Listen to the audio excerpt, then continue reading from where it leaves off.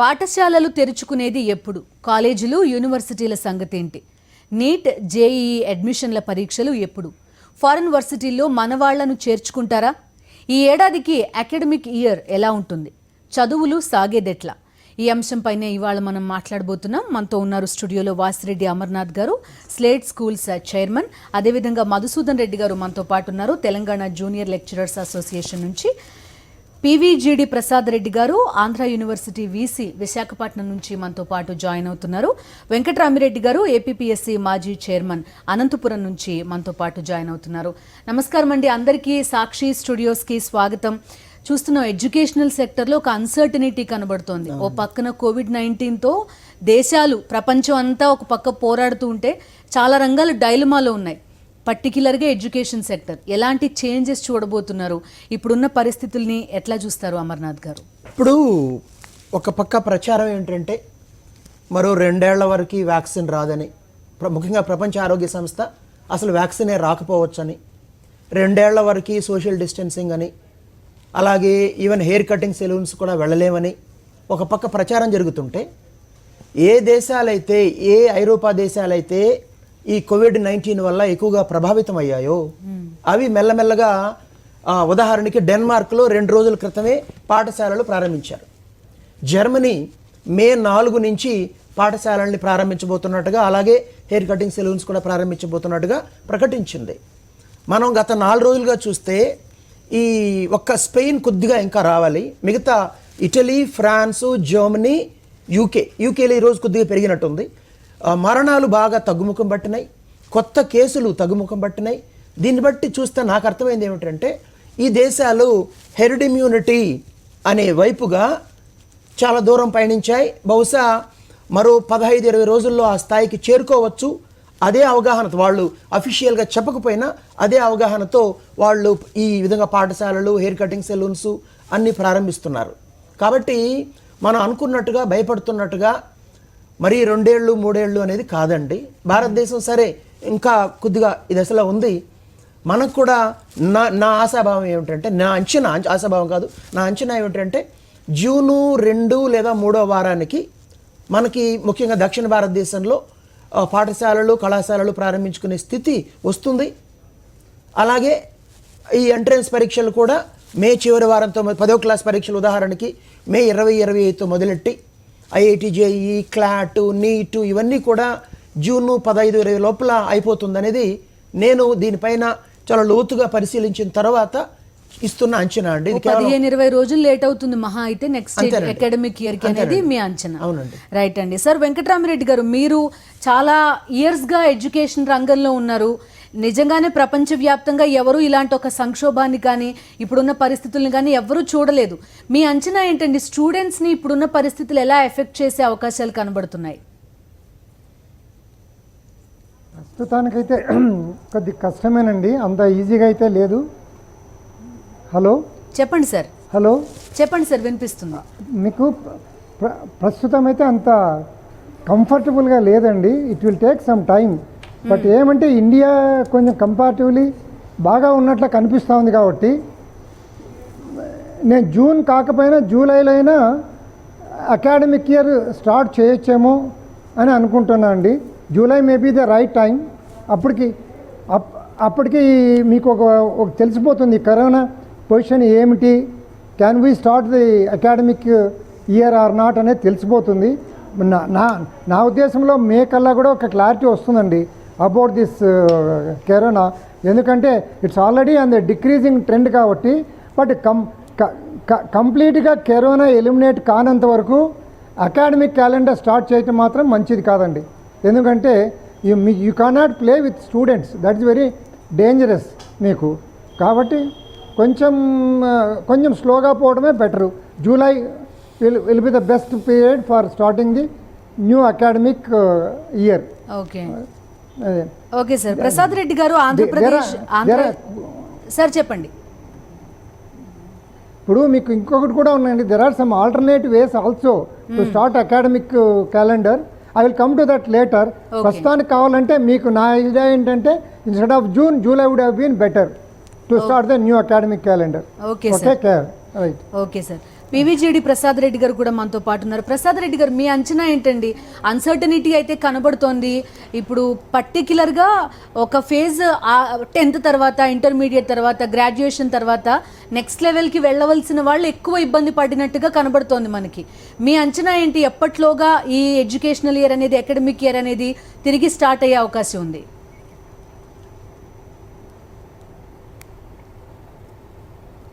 నమస్కారం అండి. వెంకట్రామరెడ్డి గారు వారు ఆంధ్రప్రదేశ్లో చాలా పొజిషన్స్ చేస్తున్నారు. వారు ఆల్రెడీ అభిప్రాయాన్ని ఇప్పుడే ఎక్స్ప్రెస్ చేయడం జరిగింది. ఇప్పుడు అంటే ఈ కోవిడ్ అనేటువంటి పాండమిక్ని మనం చూసినట్లయితే మనం యాక్చువల్గా ఏంటంటే వరల్డ్ యాజ్ ఎ హోల్ ఒకసారి చూడాలి. ఇండియా యాజ్ ఎ హోల్, తర్వాత ఆంధ్రప్రదేశ్, బికాస్ మనం ఈ రాష్ట్రం కాబట్టి 3 సినారియోస్ కూడా మనం ఎగ్జామిన్ చేయాల్సినటువంటి అవసరం ఉంటుంది.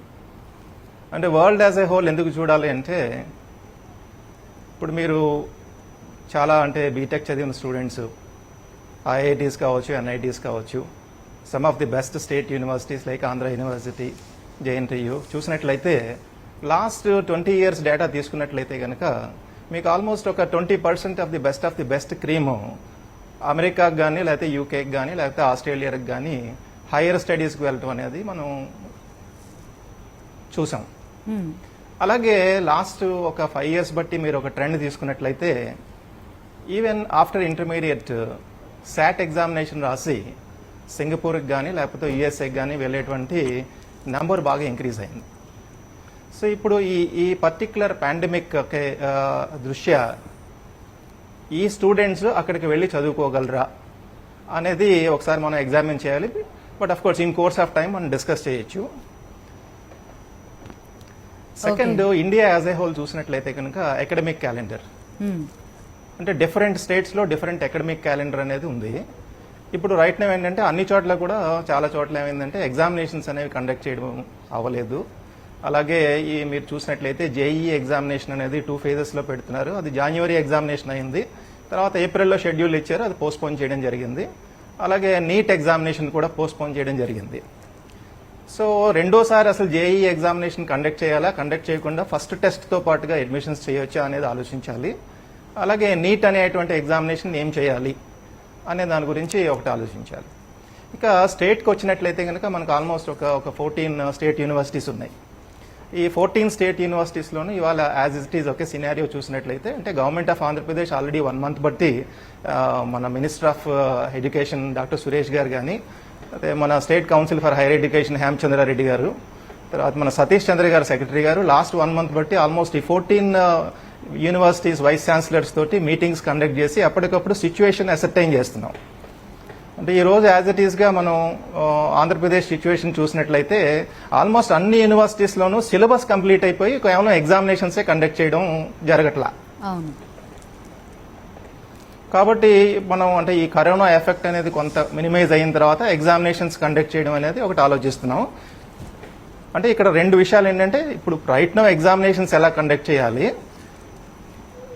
నెక్స్ట్ అకాడమిక్ ఇయర్ ఎఫెక్ట్ కాకుండా ఎలా చూడాలి, ఇవి 2 విషయాలు. సో మనం ఇన్ కోర్స్ ఆఫ్ టైం రెండింటి మీద కూడా నాకు మళ్ళీ అవకాశం వస్తే కొంచెం డీటెయిల్ గా మాట్లాడతాం. అవునండి, రైట్. సో మధుసూదన్ రెడ్డి గారు, జరుగుతాయా ఎగ్జామ్స్ అనేది? ఫస్ట్ ఇంటర్మీడియట్ కానివ్వండి, 10th కానివ్వండి, ఫస్ట్ ఆఫ్ ఆల్ ఇప్పుడు ఆన్లైన్ క్లాసెస్ పెడుతున్నారు, అసైన్మెంట్స్ ఇస్తున్నారు, ఇంట్లో కూర్చుని రాసి పేపర్ సబ్మిట్ చేస్తున్నారు చాలామంది పిల్లలు. వాళ్ళకి ఏం చెప్తారు? ఈ పీరియడ్లో ఏం చేయాలి? అంటే నిజంగా కూడా అండి, నేను దాదాపు ఒక 4-5 days నుంచి ఈ COVID-19 ఇంపాక్ట్ ఆన్ ఎడ్యుకేషన్ అనేటటువంటిది ఏదో ఒక చర్చ ప్రారంభమైతే బాగుంటుంది అని చాలా వరకు అనుకుంటున్నాను. కానీ అనుకోకుండా ఈరోజు మాట్లాడడం, అదేవిధంగా పెద్దలు వెంకట్రామరెడ్డి గారు బహుశా వారికి తెలియని విషయం అంటూ ఈ రాష్ట్రంలో లేదు. అయితే ఇక్కడ విద్యా వ్యవస్థకు సంబంధించి అకాడమిక్ ఇయర్ ఎప్పుడు స్టార్ట్ అవుతుంది, ఏ దేశంలో ఎట్లా స్టార్ట్ అవుతుంది, సో మనము ఇది అనేటటువంటిది నేను పరిశీలించినటువంటి అంశాలను ఆధారంగా చేసుకొని ఈ యొక్క విద్యా సంవత్సరానికి కేవలం COVID-19 అనేది కేవలం ట్రైలర్ మాత్రమే మనం చూసాం. వచ్చే విద్యా సంవత్సరం నుంచి అసలు సమస్య ప్రారంభమవుతుంది. నిజంగా చెప్పాలంటే ముందుంది ముసళ్ళ పండుగ అనేటటువంటి పరిస్థితి ఉంటుంది.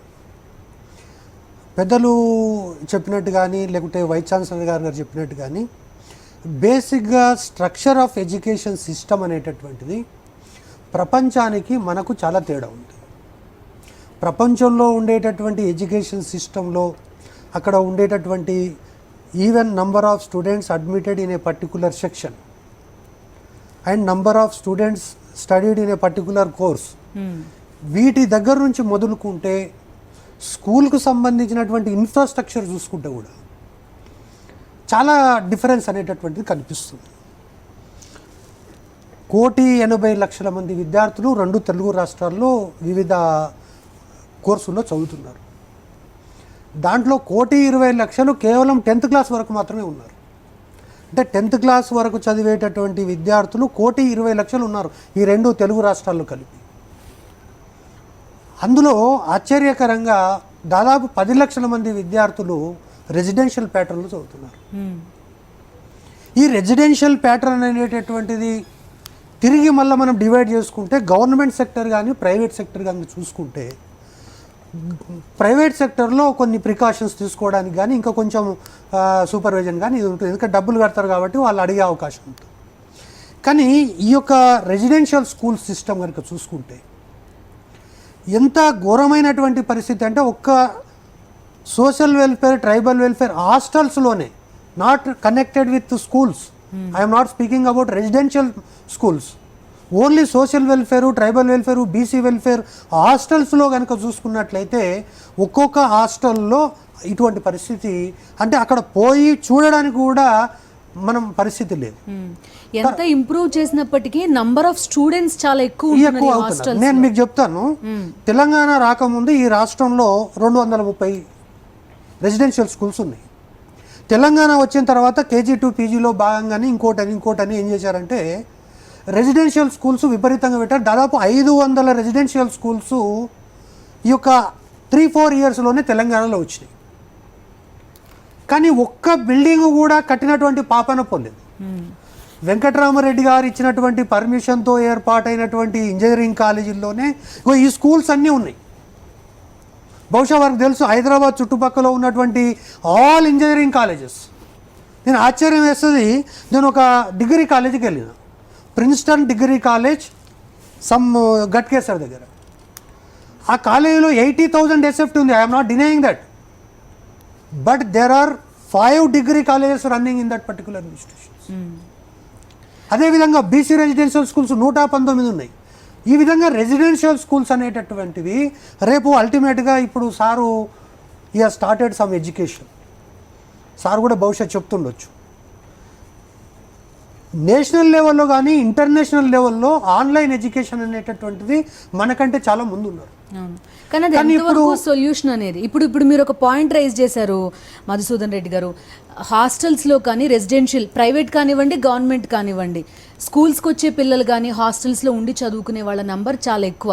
ఆఫ్టర్ కోవిడ్ నిజంగా పిల్లల్ని ఇప్పుడున్నంత ధైర్యంగా కాన్ఫిడెంట్గా స్కూల్కి కానీ హాస్టల్స్ కానీ పేరెంట్స్ పంపిస్తారా అనేది ఒక క్వశ్చన్. అయితే నేను ఏమంటున్నా అంటే పంపించరా అనేటటువంటిది విద్యార్థులకు తల్లిదండ్రులకు ఒక అనుమానం ఉంటుంది. రెండవది ఏంటి అంటే యాజమాన్యాలు కూడా ఈ రిస్క్ మనకు అవసరం అనేటటువంటి పరిస్థితి ఉంటుంది. నేను ఏమంటున్నా అంటే ఈ రాష్ట్రంలో దాదాపు 30 మందో 40 మందో కోవిడ్తో చనిపోయారు. అదేవిధంగా ఏపీ రాష్ట్రంలో కూడా 30 మంది వరకు చనిపోయింది. కానీ ఎక్కడ కూడా ఈ మరణానికి XYZ కారణం అనేటటువంటిది ఎవరు చెప్పలేదు. కానీ అల్టిమేట్గా అది కారణమైనా కాకపోయినా ఒకవేళ స్లేట్ స్కూల్లో రేపు ఒక చిన్న పిల్లవాడు చనిపోయినా ద రెస్పాన్సిబిలిటీ లైస్ ఆన్, అంతే కదా, first responsibility lies on, for example vice chancellor గారు ఉన్నారు, is nothing to do with that incident, but he has to take moral responsibility. యూనివర్సిటీలో ఆ వార్డెన్ కానీ చీఫ్ వార్డెన్ కానీ ఎవరో ఒక, ఎందుకంటే యూనివర్సిటీలో ఉన్న పరిస్థితి మనకు తెలుసు. కాబట్టి ఎడ్యుకేషన్ సిస్టమ్ అనేటటువంటిది అల్టిమేట్గా సిస్టమ్ చేంజ్ చేసుకోవాల్సినటువంటి పరిస్థితి ఉంది. వీలైనంత ఎక్కువ ఆన్లైన్ వాల్యుయేషన్ చేయాల్సినటువంటి అవసరం ఉంది. రైట్, ఆ అంశం గురించి కూడా మాట్లాడదాం. అమర్నాథ్ గారు ఇప్పుడు ఆయన చెప్పినట్టు ప్రశ్న అదే, నిజంగా ప్రభుత్వ హాస్టల్స్ ఇటువంటి ప్లేసెస్లో చాలా ఎక్కువ మందిని చదివించడం ఇంపార్టెంట్, అందులో సందేహం ఏం లేదు, వెనకబడిన వర్గాలు వీళ్ళందరిలో అంతమందిని మేనేజ్ చేయడం, అకామిడేట్ చేయడం, ఈవెన్ ఇక్కడ హైదరాబాద్ చుట్టుపక్కల మనకి ఎన్ని రెసిడెన్షియల్ స్కూల్స్ ఉన్నాయో మనకు తెలుసు, వాళ్ళందరినీ ఎట్లాగా హ్యాండిల్ చేస్తారు రేపొద్దున అనేది ప్రశ్న. ఒక్క నిమిషం అండి. ఇప్పుడు కోవిడ్-19 వ్యాధి చాలా వేగంగా విస్తరిస్తోంది. లాక్డౌన్ని పకడ్బందీగా అమలు చేసినా, కాకపోతే లాక్డౌన్ లేకపోతే ఇంకా బాగా విస్తరించేది, ఇప్పుడు విస్తరిస్తోంది. మరి దీనికి పరిష్కారం ఏంటి అంటే, లాక్డౌన్ ఎన్ని రోజులు? 6 నెలల. వ్యాక్సిన్ రావడానికి సంవత్సరం పడుతుంది అంటున్నారు. ప్రపంచ ఆరోగ్య సంస్థ అయితే అసలు వ్యాక్సిన్ వస్తుందని గ్యారంటీ లేదంటున్నారు. అంటే మనం 6 నెలలు, సంవత్సరం ఒక ఇవాళ ప్రచారంలో ఉన్న దృక్పథం ప్రకారం చూస్తే, సార్ చెప్పినట్టుగా ఇప్పుడు కాదు, నెక్స్ట్ జూన్లో కాదు కదా, మరో 2 ఏళ్ల వరకు పాఠశాలలు ప్రారంభించే స్థితి లేదండి. అది వ్యాక్సిన్ వచ్చినా ఇప్పుడు దాని రూపం మారి మళ్ళీ మ్యూటేషన్ మళ్ళీ వస్తుంది. అది ఇవాళ జరుగుతున్న ప్రచారం. 98-99% ఈ దృక్పథంతోనే ఉన్నారు. నేను చెప్పిన దృక్పథం వేరు. ఒకటి, నేను దీనిపైన డీప్గా స్టడీ చేసి చెప్తున్న అంశాలండి. ఈ కోవిడ్-19 వ్యాధి మలేరియా లేని దేశాలు, యూరోపు, అమెరికా దేశాల్లో ఉన్న స్థాయిలో మార్బిడిటీ అంటే మనకు కూడా వ్యాధి సోకుతుందండి. మొన్న అరవింద్ కేజ్రీవాల్ అన్నాడు, 700 పైచీలకు టెస్ట్ చేస్తే 200 పైచీలకు మందికి పాజిటివ్ వచ్చింది, వాళ్ళకి ఒక్కరికి కూడా సిమ్టమ్స్ లేవన్నారు. ఇవాళ దేశంలో సరాసరిగా 75% మందికి సిమ్టమ్సే లేవు. అంటే ఏంటి? వాళ్ళ ద్వారా వేరే వాళ్ళకి వ్యాధి వ్యాపిస్తుందన్న ఒక భయం తప్పించి వాళ్ళకి ఏం కావడం లేదు. సో ఈ మార్బిడిటీ, మార్టాలిటీ అమెరికాకి, ఇటలీకి, జర్మనీకి, భారతదేశం లాంటి మలేరియా దేశాలకి పోలికే లేదు. 2, ఎక్కువ ఇది హీమోగ్లోబిన్కి సంబంధించిన సమస్య అండి. మలేరియా ఎలా అటాక్ చేస్తుందో అలాగే. నేను నిన్న కొత్త అంశంతో బయటకు వచ్చాను. 2500 సముద్ర మట్టానికి 2500 మీటర్లు అంతకంటే ఎక్కువ ఎత్తున్న 5 దేశాల్లో ఒక్క కిజికిస్తాన్ తప్పించి అన్ని దేశాల్లో 0 కోవిడ్ వ్యాధి లేదండి. తజికిస్తాన్ అనే యుఎస్ఎస్ఆర్ నుంచి విడిపోయిన దేశం ఇప్పటికి కూడా అక్కడ స్పోర్టింగ్ యాక్టివిటీస్ కండక్ట్ చేస్తున్నారండి. సరే, దీన్ని పక్కన పెట్టేద్దాం. థాయిలాండ్లో 40 లక్షల మంది చైనీస్ దిగారండి డిసెంబర్, జనవరి, ఫిబ్రవరిలో. అమెరికాలో దిగిన చైనీస్ 4 లక్షలు, ఇక్కడ దిగింది 40 లక్షలు, 10 రెట్లు. అమెరికాలో దిగిన చైనీస్ యాత్రికుడు హోటల్కి వెళ్తాడు లేదా వాడి అపార్ట్మెంట్కి వెళ్తాడు. థాయిలాండ్లో దిగిన వాడు మసాజ్ చేసుకుంటాడు. మెజారిటీ పురుషులైనా, స్త్రీలైనా, పిల్లలైనా హెల్దీ మసాజెస్ ఉన్నాయి, సరే స్లీజీ మసాజెస్ ఉన్నాయి. అక్కడ థాయి స్త్రీలకి ప్రతిరోజు 7 మసాజ్ చేస్తారండి. మినిమం 7-10 చేస్తారండి. ఈ 3 నెలల్లో వాళ్ళు యావరేజ్గా రోజుకి 10 మంది అంటే 900 మందికి చేసి ఉంటారండి. అందులో సరే అందరూ ఉంటారు, చైనీసు కనీసం సగం ఉంటారు. కనీసం 5 మంది కరోనా పాజిటివ్ వాళ్ళు ఉంటారు దాంట్లో, అంటే అసిమ్టోమేటిక్ వాళ్ళు. ఇవాళ తీసుకుంటే మనం థాయిలాండ్లో ఒక్క మసాజ్ మహిళ కూడా మరణించలేదు. ప్రపంచ ఆరోగ్య సంస్థ నాలాంటి వ్యక్తిగా చెప్పడం వేరండి. ఈ విషయాలు ఎందుకు దృష్టి పెట్టడం లేదండి? అవునండి, ఆఫ్రికాలో చాలా బీద దేశాలు, చాలా దేశాల్లో 0 ఉందండి. ఇన్సిడెన్స్ 0 ఉంది, డెత్ రేట్ 0 ఉంది. దీనిపైన దృష్టి ఎందుకు పెట్టాం? సరే, దీన్ని పక్కన పెట్టేయండి. బాగా ఉధృతంగా వ్యాపించిన, ప్రాణ నష్టం జరిగిన జర్మనీనే స్కూల్ స్టార్ట్ చేస్తుంది. అంటే వాళ్ళు బ్లైండ్గా స్టార్ట్ చేస్తారండి. ఒక అప్రోచ్ ఉంది. అదేమిటంటే, నా పాయింట్ అమర్నాథ్ గారు, మనం పాపులేషన్ వైజ్ చాలా ఎక్కువ మిగతా అన్ని కంట్రీస్తో, అండ్ డెన్సిటీ కూడా మనది చాలా ఎక్కువ. మన దగ్గర స్కూల్లో చదివే వాళ్ళ నంబర్ని ఇప్పుడు కొంత పెద్ద దేశాలను తీసుకున్న వాళ్ళ నంబర్ని మనం అసలు మ్యాచ్ చేయలేం. మన దగ్గర సోషల్ డిస్టెన్సింగ్ అనేది ఎక్కువ ఉండదు. ఇక్కడ పాయింట్ ఏంటంటే అండి, ఇలాంటి సర్కమ్స్టాన్సెస్ లో మనం అటువంటి దేశాలను ఆదర్శంగా అక్కడికి వస్తున్నానండి. ఇప్పుడు దేశంలో హెర్డ్ ఇమ్యూనిటీ సాధించలేకపోతే ఇక ఆ పాయింట్స్ అన్ని వ్యాలిడ్ అవుతాయి. హెర్డ్ ఇమ్యూనిటీ దశకు వచ్చేస్తుంది అనుకోండి, ఇంకా సోషల్ డిస్టెన్సింగ్ అనేది ఒక ప్రికాషనరీ మెజరే అవుతుంది. ఇది నా పాయింట్. రైట్. ఒక హైపోథిసిస్ మీరు అనుకోవట్లేదా? హైపోథిసిస్ అని అంటే ఇప్పుడు ఇది అయితే అని ఇదంతా మాట్లాడుకుంటుంది, కానీ ఇప్పుడు కరెంట్ సిచ్యువేషన్ అది కాదు కదా. దీనిపైన ఇప్పుడు మరి Italy is opening up, Germany is opening up, France వీళ్ళందరూ జర్మనీ అనౌన్స్ చేసింది, డెన్మార్క్ స్టార్ట్ చేసింది స్కూల్స్. మిగతా నేను చెప్తున్నాను చూడండి, ఇవాళ దెర్ ఆల్ థింకింగ్. అమెరికాలో ఇప్పటికి పీక్ వెళ్ళింది, కొంచెం బహుశా అక్కడ కూడా స్టార్ట్ అవుతుంది. వీళ్ళందరూ గుడ్డిగా చేయట్లేదు కదండి. రైట్ అండి. There is a concept. Okay, Venkataramireddy గారు మీ ఒపీనియన్ ఏంటండి? ఇప్పుడు మీరు అన్నట్టు ఎడ్యుకేషనల్ ఇయర్ కాస్త లేట్గా అయినా ఖచ్చితంగా స్టార్ట్ అవుతుంది. అయితే ఇంత ఎక్కువ క్రౌడెడ్ ప్లేసెస్లో హాస్టల్స్, స్కూల్స్ ఉన్నప్పుడు మనం ఎలా వ్యవహరించాలి ఏంటి? పిల్లలు పంపించడానికి పేరెంట్స్ కూడా చాలా భయపడతారు. మీరు ఎలాంటి ప్రికాషన్స్ కానీ ఆర్ ఏదైనా ఒపీనియన్ ఏం చెప్తారు?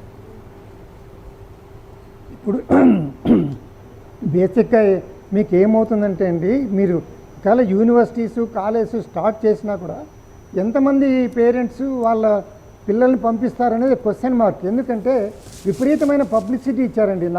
Now I'm 71. నా 71 ఇయర్స్లో నేను ఎప్పుడు ఇంత పబ్లిసిటీ చూడలేదు. ఇంత పబ్లిసిటీ వచ్చిన తర్వాత ఏ పేరెంట్స్ కానీ వాళ్ళ పిల్లలు మరీ స్కూల్కో కాలేజీకో అంత ఈజీగా పంపిస్తారని నేను అనుకోవట్లేదు. కాబట్టి కంప్లీట్గా సిచ్యుయేషన్ ఒక మాదిరి నియర్ నార్మల్కి వచ్చిందన్నప్పుడే we must think of opening the universities కానీ కాలేజ్ కానీ. అంత లోపలే ఏదో సమ్వేర్ అక్కడ జర్మనీలో స్టార్ట్ చేశారు, ఇక్కడ స్టార్ట్ చేశారని మనము స్టార్ట్ చేస్తే బహుశా మనము we're not comparable with Germany and other countries. So we have to wait for some more time to start the academic year అండి. మేబీ నా ఎక్స్పెక్టేషన్ ఏంటంటే అండి, ఈ పబ్లిసిటీ కాస్త తగ్గి జూలై కల్లా థింగ్స్ మే బికమ్ నార్మల్. లేదంటే కిన online system of education is best అండి for few months at least, if not for the whole year. కొన్ని నెలలు ఆన్లైన్ సిస్టమ్ ఆఫ్ ఎడ్యుకేషన్ కింద పెట్టుకుంటే that may solve to some extent this problem. మీకు so Venkataramireddy గారు అయితే అంత ఈజీగా చెప్పండి. రైట్ వెంకటరామిరెడ్డి గారు, ఇప్పుడు మనం నిజంగా కంపేర్ చేసుకోలేం వేరే కంట్రీస్తో. ఇప్పుడు సిస్టమాటిక్ చేంజెస్ చేసుకోవడం ఎంతవరకు అవసరం? మధుసూదన్ రెడ్డి గారు ఇంతకు ముందు అన్నారు, మనం ఇన్ఫ్రాస్ట్రక్చర్ వెళ్ళి ఫిజికల్గా పాఠాలు విని క్లాస్ రూమ్ ఎన్వైర్న్మెంట్ ఇదంతా మనకు అలవాటైన అది ఆ మార్పులు ఇప్పుడు ఎంతవరకు అవసరం? ఈ టైంని ఎలా యూటిలైజ్ చేసుకోవచ్చు? ఆ మార్పులు మన కంట్రీలో అంత ఈజీ కాదనుకుంటానండి. ఎందుకంటే ఆన్లైన్ మీకు రావాలంటే ప్రతి స్టూడెంట్కి ఒక ల్యాప్టాప్ ఉండాలి, వాడికి he must be able to access the system.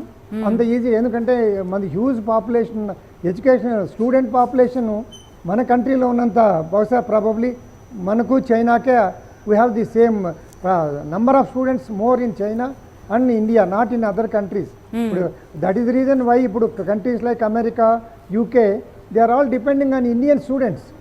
వాళ్ళకి స్టూడెంట్ పాపులేషన్ మనకున్నంత లేదండి. సో మనకు హ్యూజ్ పాపులేషన్. మరి ఈ హ్యూజ్ పాపులేషన్లో ఏ ఒక్కడు చనిపోయినా కూడా మన పొలిటికల్ సిచ్యువేషన్ తెలుసు కదండి. ఏం లేకపోయినా కూడా ఏదో జరిగిపోయింది అన్నట్లుగా ప్రచారం చేస్తారు. సో ఇప్పుడు అంతమంది చనిపోయినారంటున్నారు, కానీ నిజంగా వీళ్ళు నిజంగా కరోనా వలన చనిపోయినారనే గ్యారంటీ కూడా లేదు మీకు. సో అటువంటిప్పుడు ఒక్క స్టూడెంట్ చనిపోతే కూడా మీకు పీపుల్ రెడీగా ఉంటారు. ఎస్పెషలీ అపోజిషన్ పార్టీ పీపుల్ కోడిగుడ్డు ముంద ఎంట్రుక బీకే టైప్లో ఉన్నారు ఇప్పుడు మనకు. ఓకే, ఏం లేకపోయినా కూడా భయంకరంగా ఆర్గ్యూ చేసేవాళ్ళు, ట్విస్ట్ చేసే. అటువంటిప్పుడు మరి ఈజ్ ఇట్ రియలీ గవర్నమెంట్కి మంచి పేరు కంటే కూడా చెడ్డ పేరే ఎక్కువ తెస్తుందండి. ఎందుకంటే government maybe sincere in there effort, but opposition party వాళ్ళు కూడా సిన్సియర్గా ఉండాలి కదండి. అపోజిషన్ పార్టీ వాళ్ళు సిన్సియర్గా లేరండి as far as I'm concerned. తప్పకుండా వాళ్ళు they will make an issue out of it. So నా ఉద్దేశం ఏంటంటే government must be reasonably good. Okay, పర్వాలేదు, సిచ్యువేషన్ ఈజ్ అండర్ కంట్రోల్ అన్నప్పుడే కాలేజెస్ కానీ యూనివర్సిటీస్ కానీ స్టార్ట్ చేస్తే బెటర్ అండి. ఏదో ఆ కంట్రీలో స్టార్ట్ చేశారు, ఇక్కడ చేశారు, మనం ఎందుకు చేయకూడదు అనుకుంటే మాత్రం I feel it's not correct as far as I'm concerned. రారండి, ఫస్ట్ ఆఫ్ ఆల్ స్టూడెంట్స్ రారు. మీరు స్టార్ట్ చేసినా కూడా పేరెంట్స్ పంపరండి. నేనే ఉన్నానండి, for example my grandson is in air కార్డ్లో ఉన్నాడు మాంట్ఫోర్ట్లో. వాళ్ళు ఇప్పుడు ఇంటికి పంపించేశారు. వాళ్ళు రేపు ఓపెన్ చేసినా కూడా నేను పంపించే పొజిషన్లో లేను. Okay, because I got my own doubts about the situation. A person like me is not prepared to send my grandson. How do you expect a common man వాళ్ళ పిల్లల్ని పంపిస్తారనటంలో it's not that easy. You cannot convince them. So ప్రజలందరూ convince కావాలి. Universities, colleges, yes okay things are conducive for conducting classes అని వచ్చి వాళ్ళు ఒక నిర్ణయానికి వచ్చినప్పుడు అప్పుడు కావాలంటే you can think of reopening. కానీ అంత లోపల ఏదో ఎక్స్పెరిమెంట్ చేస్తే దట్ విల్ గివ్ అంటే stick to the opposition parties. ముందే మనం వీఆర్ లివింగ్ విత్ భయంకరమైన ప్రతిపక్ష పార్టీలతో బతుకుతున్నాం మనం. అట్లా ఇట్లాంటి ప్రతిపక్ష పార్టీలు కాదు. ఇట్లాంటి అవకాశం వాళ్ళకి ఇచ్చారనుకోండి ఇంకా భయంకరంగా తయారవుతారు మీకు. Okay, so that is where government has to be careful. That is my this one అండి. ఓకే, అమర్నాథ్ గారు ఆన్లైన్ అయితే బెస్ట్ అండి. బట్ మన కంట్రీలో ఆన్లైన్ అంత ఈజీ కాదు ఇంప్లిమెంట్ చేయడానికి. Unlike the European countries it's not that easy to implement. Okay, Venkataramareddy గారు చెప్పిన దాంతో ఏకీభవిస్తున్నానండి. ఒకటి ఏంటంటే ఇవాళ పబ్లిక్లో విపరీతమైన ఫియర్ ఉందని వాస్తవం. ఇప్పుడే కనుక మనం స్కూల్ స్టార్ట్ చేస్తే అసలు తిరుగుబాటు ఉంటుంది పేరెంట్స్ నుంచి. డెఫినెట్గా రకరకాల అపోజిషన్ పార్టీ లీడర్స్ వాళ్ళు తీసుకుంటారు, అది కాదనట్లేదు. కాకపోతే నేను చెప్పింది ఏమిటంటే మే మొదటి వారంలో జర్మనీ స్టార్ట్ చేస్తుంది, బహుశా 10వ తారీఖుకి మిగతా స్టార్ట్ చేస్తుంది. మనకి ఆ తరువాత దాదాపు 40 days టైం ఉంటుంది. ఈ కోవిడ్ వ్యాధే 4 నెలల ఇదండి. మార్చి 15 వరకు లేదా మార్చి 1 వరకు మనం దాని గురించి పట్టించుకోలేదు భారతదేశంలో పబ్లిక్. ఏమండి, ఈ 40 రోజుల్లో పరిస్థితి మారిపోయింది. అలాగే ఇంకా 40-50 రోజులు ఉందండి పబ్లిక్. అంటే వాళ్ళ అనుభవం మనకు పనికొస్తుంది. మరి దేన్ని చూసి భయపడ్డాం ఇప్పటిదాకా? అరే ఇటలీలో ఎంతమంది చచ్చిపోయారు, జర్మనీలో, ఫ్రాన్స్లో, అమెరికాలో, అదే కదా. మరి వాళ్ళ అనుభవాన్ని నుంచి మనకి అప్పటికి 40 days టైం ఉంటుందండి. వెంటనే నేను ఈరోజు స్టార్ట్ అయిపోతుందని చెప్పలే నేను. 40 days టైం ఉంటుంది. ఈ లోపల మనకి దానిపైన అండర్స్టాండింగ్ పెరుగుతుంది, పబ్లిక్ పర్సెప్షన్లో చేంజ్ వస్తుందని నేను నమ్ముతున్నాను. మీడియా మొత్తం, ఎందుకంటే వాస్తవాన్ని మనం కేవలం ఒకవైపే చూసామండి, మరోవైపు ఇంకా వాస్తవం ప్రచారంలోకి రాలేదు. ఒకవేళ వచ్చిందనుకోండి, లేదనుకోండి, సహజంగానే పోస్ట్ పోన్ అవుతుంది. ఓకే, అమర్నాథ్ గారు ఒక్క పాయింట్ మీరు అన్నదానికి ఎడిషన్ ఏంటంటే ఇప్పుడు మొత్తం ప్రపంచంలో లాక్డౌన్ ఇంత స్ట్రిక్ట్గా ఇంత స్ట్రింజెంట్గా చేస్తున్నది మనం ఒకళ్ళమే. అన్ని కంట్రీస్ ఇంత దారుణంగా మన పాపులేషన్ దృష్ట్యా, మన రాష్ట్రాల దృష్ట్యా, మన విస్తీర్ణం దృష్ట్యా నేను చెప్తున్నది. ఇప్పుడు ఒక్కొక్క ప్రావిన్స్లో ఒక్కొక్క ఇదిగా చేశారు. మన ఇంత లాంగ్ టర్మ్ పీరియడ్ చేసిన వాళ్ళు ఎవరు లేరు. సో దాని రిజల్టే ఇవాళ మనం చూస్తున్నాం. అందులో అసలు ఎట్లాంటి డౌట్ లేదు. ఇవాళ లాక్డౌన్ 100% జస్టిఫైడ్. ఎందుకంటే మన జనసంఖ్య, ఇప్పుడు నేనేమంటున్నానంటే ఈ సిద్ధాంతం ప్రకారం నేను ప్రతిపాదించిన ఈ మలేరియా హైపోథసిస్ ప్రకారం కేవలం 2000 మందిలో ఒక్కరు 20 మంది ఆసుపత్రికి వెళ్ళే అవసరం పడుతుంది, 1-2 మరణాలు అంటున్నారు. భారతదేశ జనసంఖ్య 150+ కోట్లు. ఆ పరంగా చూస్తే నంబర్ పెద్దదైపోతుంది. ఒక్కసారిగా అందరూ ఆసుపత్రులకు వెళ్తే అసలు ఇన్ఫ్రాస్ట్రక్చర్, ప్రపంచాన్ని మనం గుడ్డిగా ఫాలో అవట్లేదు. మనకి ఏది బెస్ట్ ప్రాక్టీస్, మనకి ఏది వర్కౌట్ అవుతున్న దాన్ని మనం ఫాలో చేస్తున్నాం. ఈవెన్ అది ఎడ్యుకేషన్ సెక్టర్ కూడా ఖచ్చితంగా అదే వర్తిస్తుంది. ప్రసాద్ రెడ్డి గారు మీరేమంటారండి? నిజంగా పేరెంట్స్ ఇన్ని భయాల మధ్యలో పిల్లల్ని ఆర్ స్టూడెంట్స్ని పంపించడానికి ఎంతవరకు ఇష్టపడతారు? ఒక నెలలో కొంత సిచ్యువేషన్లో మార్పు వస్తుందని అందరూ ఆశాభావంతో ఉన్నారు. మీ అభిప్రాయం ఏంటండి?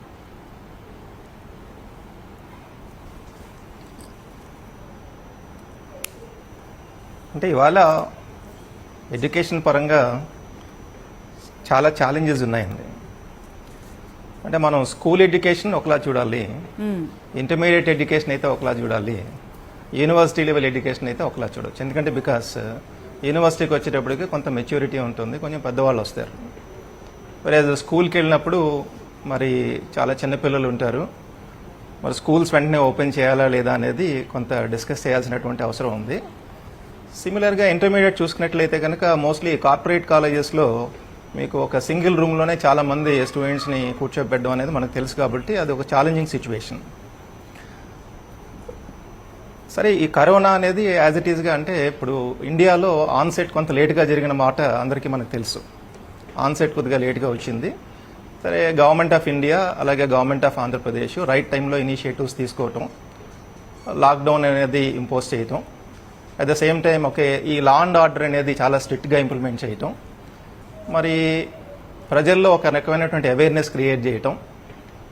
అంటే ఇన్ఫ్యాక్ట్ నేను మీకు చెప్పాలంటే March 18th in fact government of Andhra Pradesh నుంచి మాకు ఒక జీవో ఆర్టీ నెంబర్ 202 వాళ్ళు ఏం చెప్పారంటే ఇమీడియట్గా ఆల్ క్యాంపసెస్ని క్లోజ్ చేసేయండి, క్యాంపస్ హాస్టల్స్ అన్నీ కూడా వెకేట్ చేయించండి అని చెప్పేసి మాకు ఒక జీవో రావడం జరిగింది. అంటే ఒక విషయం చెప్పాలి మీకు, క్యాంపస్ హాస్టల్స్ అనేది అంత ఈజీ కాదు వెకేట్ చేయటం. కానీ బట్ ఒక్కసారి జీవో వచ్చిన వెంటనే పిల్లలంతా కూడా అర్థం చేసుకుని అందరూ కూడా హాస్టల్స్ వెకేట్ చేయడం జరిగింది. మార్చ్ అంటే ఫర్ ఎగ్జాంపుల్ ఒక ఆంధ్ర యూనివర్సిటీ చూసినట్లయితే నాకు March 18th. Okay. So March 18th మాకు మధ్యాహ్నం జీవో వచ్చింది. మార్చ్ 18th ఈవినింగ్ కల్లా మేము డెసిషన్ తీసుకున్నాం. 19th నుంచి క్లోజ్ చేస్తాం. ఈవెన్ జనతా కర్ఫ్యూ కంటే 2 రోజుల అప్పటి నుంచి ముందే ఇన్ఫాక్ట్ ఒక మనకి గవర్నమెంట్ ఆఫ్ ఆంధ్రప్రదేశ్ చాలా ఫాస్ట్ గా మనకి ఇనిషియేటివ్ ఇవ్వడం జరిగిందండి. 19th కూడా మీటింగ్ జరిగింది. తర్వాత లాక్డౌన్ తర్వాత ఇమీడియట్ గా అంటే మేము ఆల్రెడీ మెజర్స్ తీసుకోవటం అన్ని జరిగింది అనమాట అంతా కూడా. అంటే మనం ఒక 1 డే ఎహెడ్ డే ఉన్నాం చెప్పాలంటే అన్ని రకాలుగా. ఇప్పుడు అంటే యాజ్ ఇట్ ఈస్ గా అంటే కోవిడ్ పాండమిక్ దీనికి కావాల్సినటువంటి మందులు ఏమొస్తాయి, ప్రజలు ఇవన్నీ కూడా అంటే ఒక సబ్జెక్ట్ కింద మాట్లాడితే, ఇప్పుడు ప్రస్తుతం ఏంటంటే మనం ఎడ్యుకేషన్ గురించి మాట్లాడుతున్నాం కాబట్టి మన ప్రోగ్రామ్ ఇన్ఫాక్ట్ లక్షల మంది అటు తెలంగాణలో కావచ్చు ఆంధ్రప్రదేశ్లో కానీ పిల్లలు చూస్తూ ఉంటారు, తల్లిదండ్రులు చూస్తూ ఉంటారు. వాళ్ళందరికీ కూడా ఒక ఆందోళన ఏంటంటే ఇప్పుడు మా యూనివర్సిటీ కానీ స్కూల్ కానీ కాలేజీ కానీ ఎప్పుడు తెరుస్తారు, పరీక్షలు అవుతాయా, మరి పిల్లలు నెక్స్ట్ ఏం చదవాలి అనేది ఒక ఆందోళన ఉంటుంది. కాబట్టి నేను కొంచెం నా సబ్జెక్ట్ కేవలం దాని మీదే కాన్సన్ట్రేట్ చేస్తాను. ఇప్పుడు మీరు యాజ్ ఇట్ ఈస్ గా చూసినట్టయితే కనుక లాక్డౌన్ అనేది May 7th కి ఇంచుమించుగా ఆల్మోస్ట్ క్లోజ్ అయ్యేటువంటి ఒక సినారియో కనిపిస్తుంది. Government of Andhra Pradesh already government of India కూడా ఈ రెడ్ జోన్స్ అని, ఆరెంజ్ జోన్స్ అని, గ్రీన్ జోన్స్ అని కూడా ఐడెంటిఫికేషన్ చేస్తున్నారు. సో ఇప్పుడు యాజ్ ఇట్ ఈస్ గా అంటే కరెంట్ అకాడమిక్ ఇయర్ అనేది ఫస్ట్ మనం ఫోకస్ చేసినట్లయితే మెజారిటీ ఆఫ్ ది ఇన్స్టిట్యూషన్స్ లో సిలబస్ పోర్షన్ కంప్లీట్ అయిపోయింది. సో కేవలం ఎగ్జామినేషన్ కండక్ట్ చేయాలి. సో ఎగ్జామినేషన్ ఎంత ఫాస్ట్ గా కండక్ట్ చేయాలి, రిజల్ట్స్ ప్యారలల్ గా ఎంత మనం ఇవ్వగలము, so that next academic year కి డిలే కాకుండా ఏం చేయాలనేటువంటి ప్లానింగ్ ఆల్మోస్ట్ ఆల్ యూనివర్సిటీస్ చేస్తున్నాయి. సో పిల్లలు ఏ రకంగానూ కూడా ఆందోళన చెందాల్సినటువంటి అవసరం లేదు. ఒక్కసారి ఈ కోవిడ్ పాండమిక్ అనేది కొంత కంట్రోల్ అయ్యింది, సేఫ్ గా ఉన్నాము, అవేర్నెస్ ఇంక్రీజ్ అయ్యింది అన్న విషయం మనకు తెలిసినట్లయితే గనక ఇమీడియట్ గా మేము అందరం కూడా షెడ్యూల్స్ అనౌన్స్ చేస్తాం. పిల్లలకి ఆల్రెడీ కూడా ఆన్లైన్ లో క్లాసులు చెప్తున్నాం. అంటే అడ్వాన్స్డ్ కంట్రీస్ అని అంటున్నారు, కానీ ఇవాళ చెప్పాలంటే స్కూల్స్, కాలేజెస్, యూనివర్సిటీస్ లో కూడా ఆన్లైన్ టీచింగ్ అనేది ఆల్రెడీ స్టార్ట్ అయింది. ఈ రోజున ఆన్లైన్ మీరు ఏ యూనివర్సిటీ అయినా సరే ఎంక్వైరీ చేయండి. ఆన్లైన్ స్టూడెంట్స్ కి వీటికి మీరు ఎంతవరకు రీచ్ కాగలుగుతున్నారు? అమ్మ మీకు ఒక విషయం చెప్పాలి, ఇవాళ రూరల్ ఏరియా, అర్బన్ ఏరియా అని కాదు, ప్రతి ఒక్కరి దగ్గర కూడా ఐఫోన్ అనేది ఉంది ఈ రోజున. సో ఐఫోన్ ఉన్న నేపథ్యంలో అందరినీ రీచ్ అవ్వచ్చు. ఇది కేవలం ఏంటంటే కొంతమంది వాళ్ళు ఏమనుకుంటున్నారంటే అంటే రూరల్ ప్లేసెస్ లో కనెక్టివిటీ లేదని అనుకుంటున్నారు, కానీ ఇవాళ రూరల్ ప్లేసెస్ లో కనెక్టివిటీ చాలా బాగా ఉంది. కాబట్టి మనం పలానా వాళ్ళకి రీచ్ కాలేమో రూరల్ అనేది నేను వెనక్కి తీసుకుంటాను. ఆర్థికంగా వెనకబాటు ఉన్న స్టూడెంట్స్ ఉన్న ప్లేసుల్లో అందరికీ ల్యాప్టాప్ ఉండాలి, లేకపోతే అందరికీ smart phone with wifi and ఇలా ఇంటరాక్టివ్ గా ఉండే ఫెసిలిటీ ఉంటుందా అనేది నా క్వశ్చన్ అండి. అమ్మ యాక్చువల్గా ఏంటంటే ఇటువంటి ఒక సిచ్యువేషన్ వస్తుందని చెప్పేసి ఎవరు కూడా ఊహించలేదు. మనకి ఒక ఫస్ట్ టైం ఈ రకమైనటువంటి ఒక ప్రాబ్లమ్ను మనం ఫేస్ చేసాం కాబట్టి ఇటువంటి ప్రాబ్లమ్స్ ఫ్యూచర్లో ఇంకా కూడా రావడానికి అవకాశం ఉంది.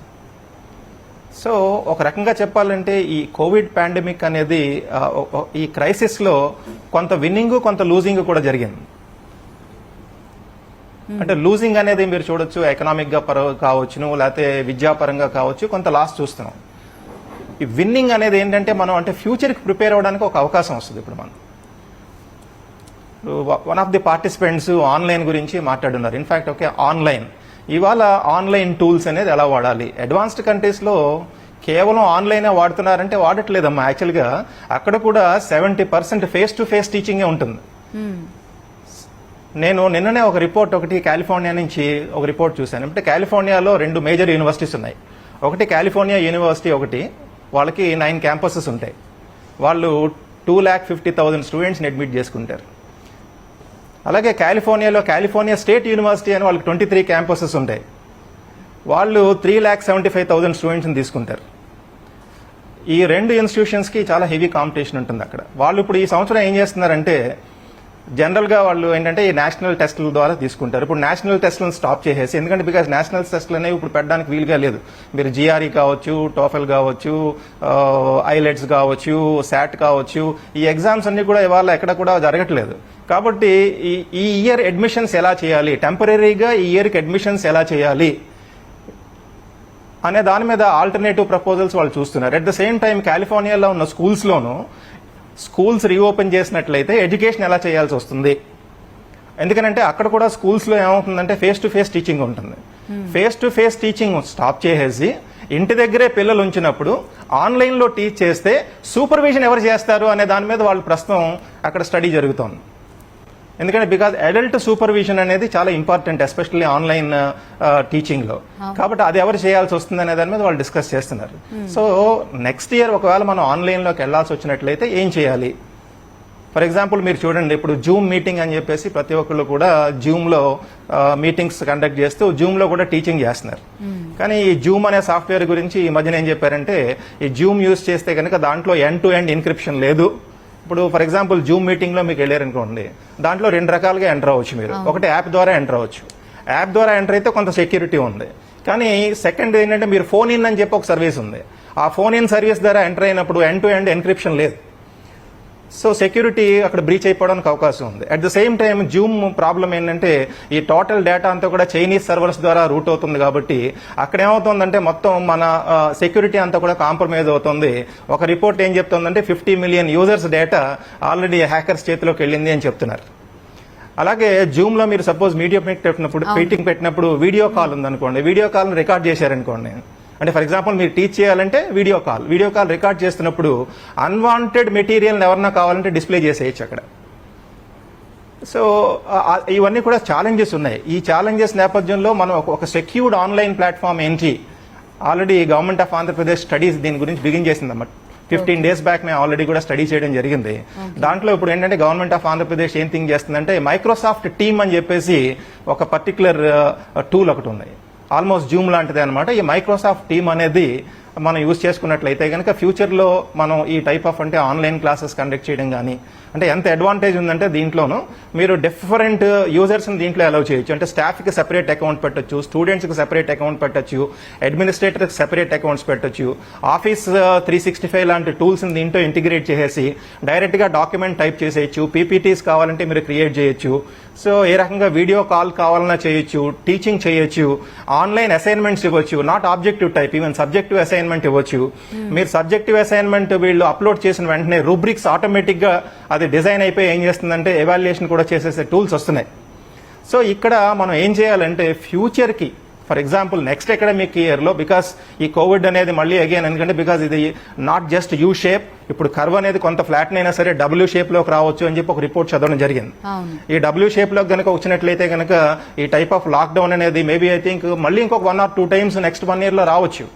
వచ్చినప్పుడు మనం ఈ ఎడ్యుకేషన్ డెలివరీ ఎలా ఇస్తాం అనే దాని గురించి మనం ఇప్పుడు ఆలోచించాలి. సో ఇక్కడ మనకు ఉన్నటువంటి ఛాలెంజెస్ రెండు, ఒకటి ఇయర్ ఎగ్జామినేషన్స్ ఎలా కండక్ట్ చేయాలి, ఆన్లైన్ అనేది ఒక option. Government of Andhra Pradesh especially ఎందుకంటే because I'm working for Andhra యూనివర్సిటీలో చేస్తున్నాను కాబట్టి నా గవర్నమెంట్ ఆఫ్ ఆంధ్రప్రదేశ్ తీసుకుంటున్నటువంటి చర్యలు తీసుకుని, ఎందుకంటే ఆనరబుల్ చీఫ్ మినిస్టర్ గారు ఈజ్ వెరీ వెరీ పర్టికులర్. అంటే టెక్నాలజీ అనేది యూజ్ చేయాలి, మనం ఎట్టి పరిస్థితుల్లోనూ నెక్స్ట్ అకాడమిక్ ఇయర్ వేస్ట్ కాకూడదు అని. అంటే ఇక్కడ కూడా ఒక విషయం ఏంటంటే జనరల్ గా ఒక అకాడమిక్ ఇయర్ లో డిసెంబర్లో ఒక 1 month వెకేషన్ వస్తుంది, December 20th నుంచి January 20th వరకు, బికాస్ అక్కడ ఉన్న వ్యూయర్స్ కూడా ఆ విషయం తెలుసు.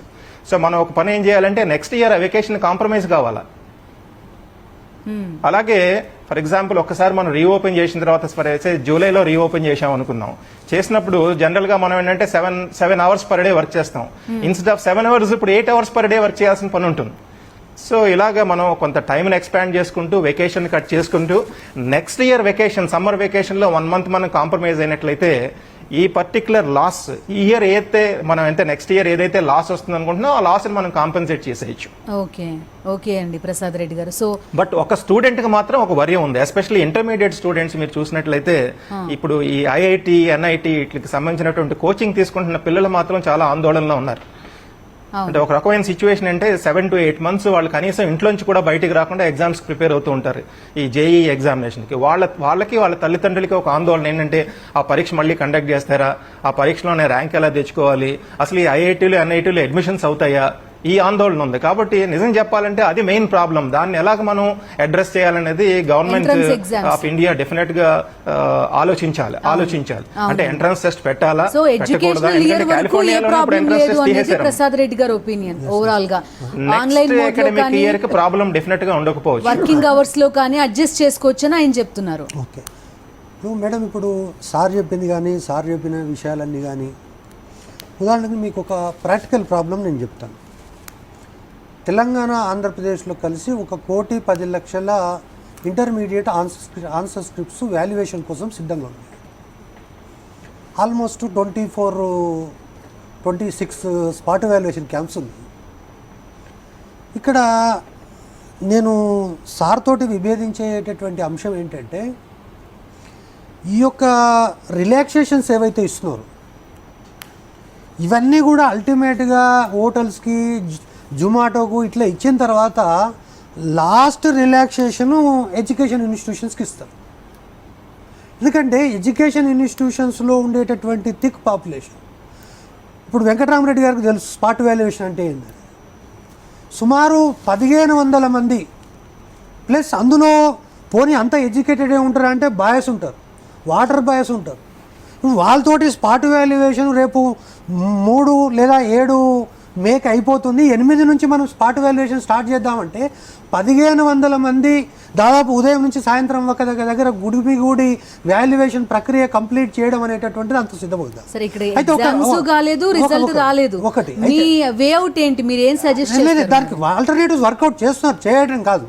బట్ ఇక్కడ నేను సార్ తోటి రిక్వెస్ట్ చేసేది ఏంటంటే, వైస్ ఛాన్సలర్ గారికి దీని యొక్క ప్రభావం అనేటటువంటిది కేవలం 20% మాత్రమే ఉంటుంది. కోవిడ్-19 అనేటటువంటి ఇంకొక 1 year కొనసాగినా ద ఎఫెక్ట్ ఆఫ్ కోవిడ్-19 is only 20% on vice chancellors.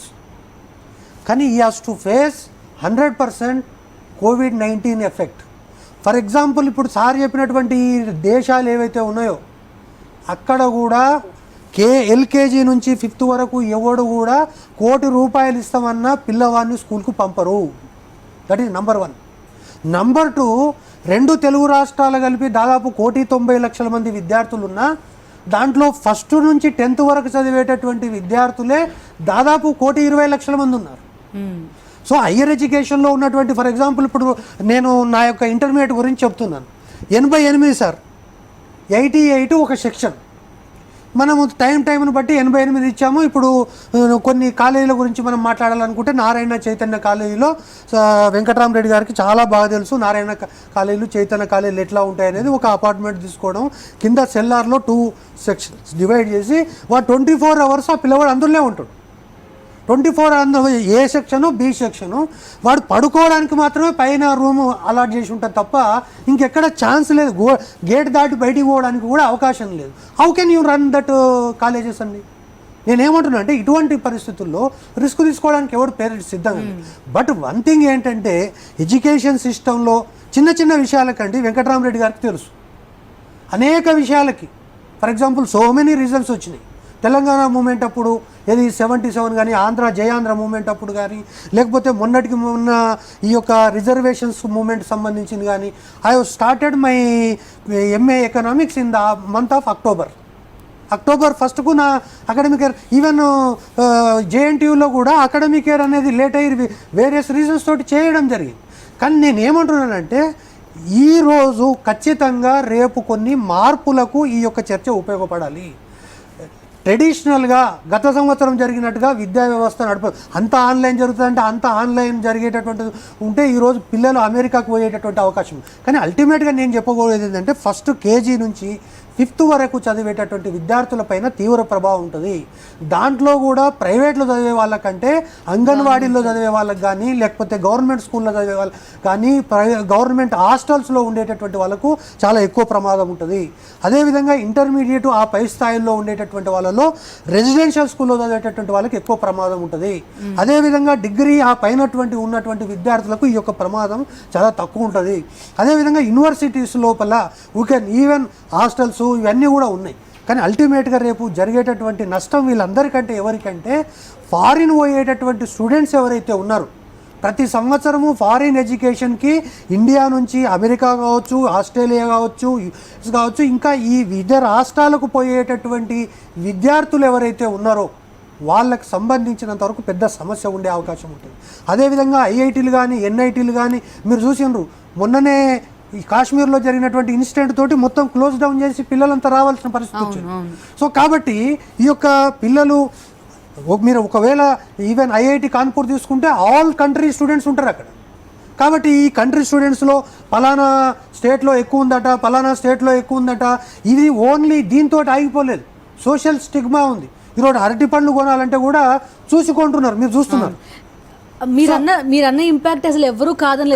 కాబట్టి నేను ఏమంటున్నానంటే దిస్ ఈజ్ నాట్ మనం ఎర్లీగా ఈ రోజే ఇట్లా జరుగుతాని కాదు, బట్ ఈ రోజు జరిగినటువంటి ఈ యొక్క చర్చ ద్వారా అల్టిమేట్గా విద్యా వ్యవస్థ లోపల కొన్ని ఛాలెంజెస్కు మనం సిద్ధం కావాల్సిన అవసరం ఉంది. నాకు ఒక ప్రశ్న అండి, ఎంట్రన్స్ ఎగ్జామ్లని 10th క్లాస్ ఇంటర్మీడియట్ వాళ్ళని ఏం చేయాలి? ఇప్పుడు కేసీఆర్ గారు మాట్లాడుతూ ఒక మాట అన్నారు, హైదరాబాద్ సంస్థానం విలీనం అప్పుడు జై హింద్ పాస్ అని పెట్టారు, ఒక బ్యాచ్ అప్పుడు బయటకు వచ్చిందని మామూలుగా మాట్లాడారు ఆయన. సో నిజంగా ఇప్పుడు అదొక సొల్యూషన్ లా అనుకోవచ్చా మనం? మేడం నేను ఏమంటున్నానంటే, ఒకటి already 1st to 9th class వరకు అందరిని పాస్ చేశారు, దట్ ఈస్ ఓకే. కానీ మిగతా దగ్గర ఎక్కడ కూడా అటువంటి చేయడానికి అవకాశం ఉండదు. ఈరోజు ఇంటర్మీడియట్ రిజల్ట్ రాకపోతే ఎంసెట్ రిజల్ట్ రాదు.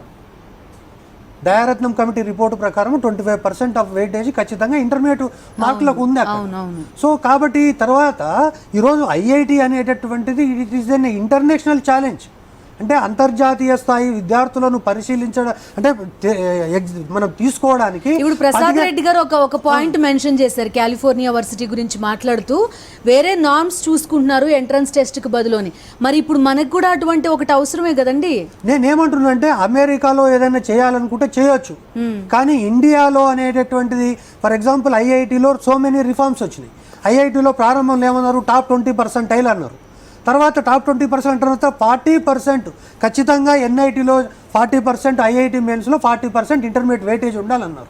సో దాని మీద చాలామంది ఏంటి, తెలంగాణ ఏపీ విద్యార్థులు 99% వచ్చినా they could not able to compete with the students of so called backward states, ఇటువంటి వచ్చినాయి. కాబట్టి ఈరోజు చాలామంది కూడా ఏంటంటే అదర్ స్టేట్స్లో ఉండేటటువంటిది అది కూడా ఏంటంటే ఆన్లైన్ కండక్ట్ చేస్తారు. కాబట్టి అవసరమైతే ఎగ్జామినేషన్ సెంటర్స్ను పెంచవచ్చు.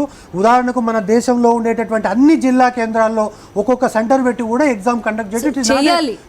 అంటే చేయకుండా ఆల్టర్నేటివ్గా ఏమి చేయడానికి లేదు ఈరోజు. కాబట్టి ఇంటర్మీడియట్ వాల్యుయేషన్ చేయాల్సిందే, 10th క్లాస్ ఎగ్జామ్స్ జరగాల్సిందే, 10th క్లాస్ బేసిస్ తీసుకో. 10th క్లాస్ ఎగ్జామ్సే జరగలేదు. సో ఆ ఎగ్జామ్స్ని జరపాల్సినటువంటి అవసరం ఉంది. అవసరమైతే సెంటర్స్ని పెంచాల్సిన అవసరం ఉంది. 500 దాటితే ఒక సెంటర్ అని ఉండే, ఇప్పుడు 200కు మించి ఒక సెంటర్ పెట్టడానికి లేదు. రూమ్కి 5గురిని కూర్చోబెట్టి రాయించాలి. సో ఇటువంటివన్నీ కూడా చేయాలి. కాబట్టి నేను అంటున్నాను ఏంటంటే ఇట్ ఈస్ టూ ఎర్లీ.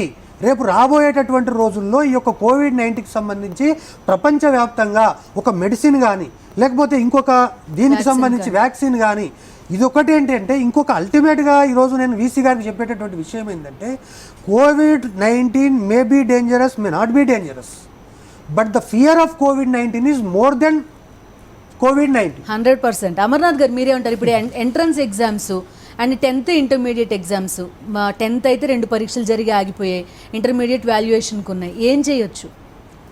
అది తప్పనిసరిగా ఎంట్రన్స్లు పెట్టాల్సిందేనండి. ఉదాహరణకి ఐఐటీలో చేరడానికి 1000 మంది ఉన్నారు, సీట్లేమో పరిమితం. మరి ఏ ప్రాతిపదికన? బహుశా 10th క్లాస్ ఎగ్జామ్ కొంతవరకు క్యాన్సిల్ చేసే అవకాశం ఉంది, కానీ ఇంటర్ ఎగ్జామ్ పోనీ ఇంటర్లో కూడా ఈ వెయిటేజ్ తీసేస్తున్నట్టుగా ప్రకటించవచ్చు. ఇంటర్ ఎగ్జామ్స్ ఎలాగ అయిపోయినాయి, కానీ ఈ ఎంట్రన్స్ పరీక్షలు ఉన్నాయి కదా, ఐఐటి జేఈ కానీ, నీట్ కానీ, క్లాట్ కానీ, అక్కడ చేరాలనుకున్న వాళ్ళ సంఖ్య ఎక్కువ. ఇప్పుడు ఇవన్నీ ఆన్లైన్ లోనే జరుగుతున్నాయి కదా ఈ ఎగ్జామ్స్ అన్ని కూడా. నీట్ ఆన్లైన్ లో లేదండి. నీట్ లేదా? నీట్ ఆన్లైన్ లేదండి. సో ఆన్లైన్ పెట్టొచ్చు, తప్పేముంది? ఇప్పుడు ఈవెన్ అలా అయినా మీరు సెంటర్ కి ఇంతమంది పెట్టాల్సిందే, వాళ్ళందరూ మళ్ళీ ఇంట్లో కూర్చుని అంత సరంజామా లేదు. మళ్ళీ బయటికి ఆన్లైన్ అంటే ఇప్పుడు కొన్ని సెంటర్స్ కి వెళ్ళి రాస్తున్నారు, ఇంట్లో కూర్చొని రాయట్లేదు. ఆ అవకాశం అందరికీ ఉందా? దాని ప్రైస్ ఇంకొక ముఖ్యమైన పాయింట్ అండి, 2 పాయింట్లు చెప్పాలి ఇందాక. ఒకటి ఏంటంటే సార్ ఇందాక ఎంత ఇచ్చినా పేరెంట్స్ ఇంటికి స్కూల్కి పంపరన్నారు. ఇవాళ ఉన్న పరిస్థితి అదే. ఇప్పుడు డెన్మార్క్లో నిన్న స్కూళ్ళన్నీ కళకళలాడినాయండి. ఎలా ఆడాయో తెలుసుకోవాలంటే సమాచారం సేకరించుకోవాలి. ఒకటి, ఇవాళ ఉన్న పరిస్థితి ప్రకారం మధుసూదన్ రెడ్డి గారు చెప్పింది 100% కరెక్టు.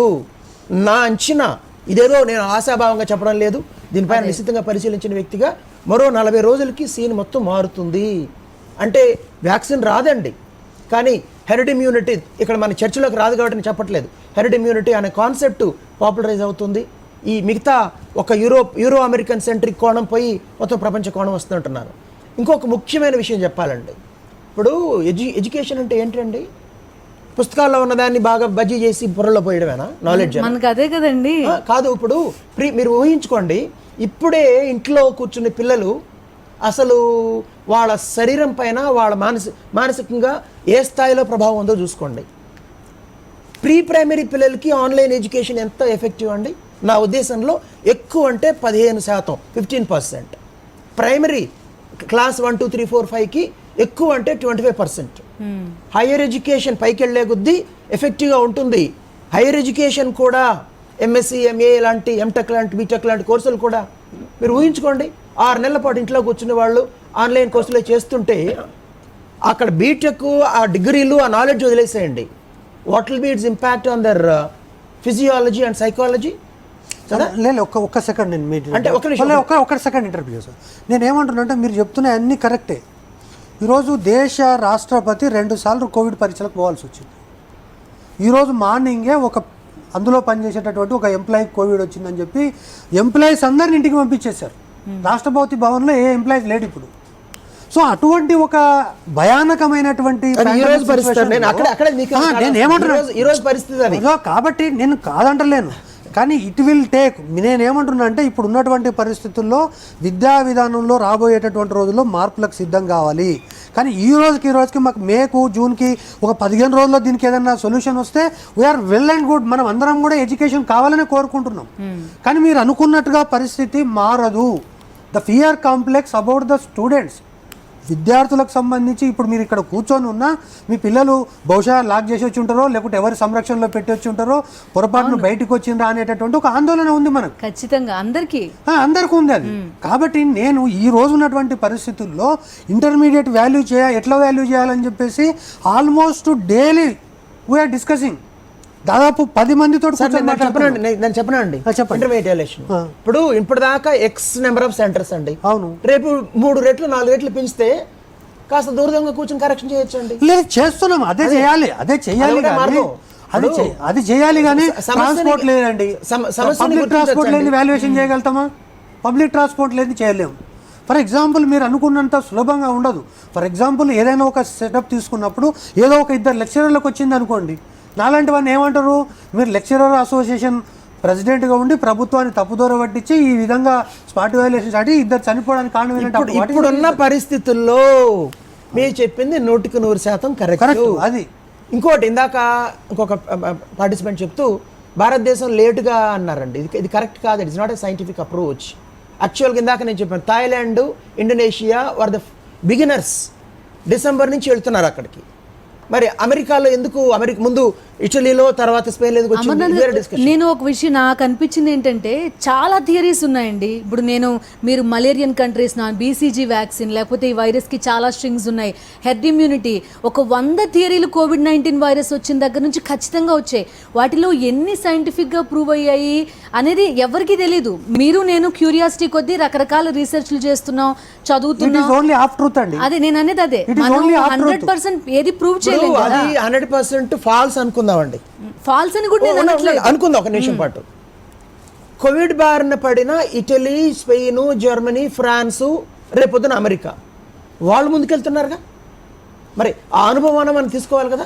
వాళ్ళు ముందుకెళ్తున్నారని మీరు ఎలా చెప్పగలుగుతున్నారు? ఇప్పుడు జర్మనీలో ఇప్పుడు ప్రపంచం అంతా ఏం చెప్తుంది? అమెరికా లాంటి కంట్రీ తొందరపాటు ఆ ప్రెసిడెంట్ తీసుకున్నటువంటి అనాలోచిత నిర్ణయాల కారణంగానే ఇంతమంది చనిపోయారు. అప్పుడే లాక్డౌన్ ప్రకటించారు.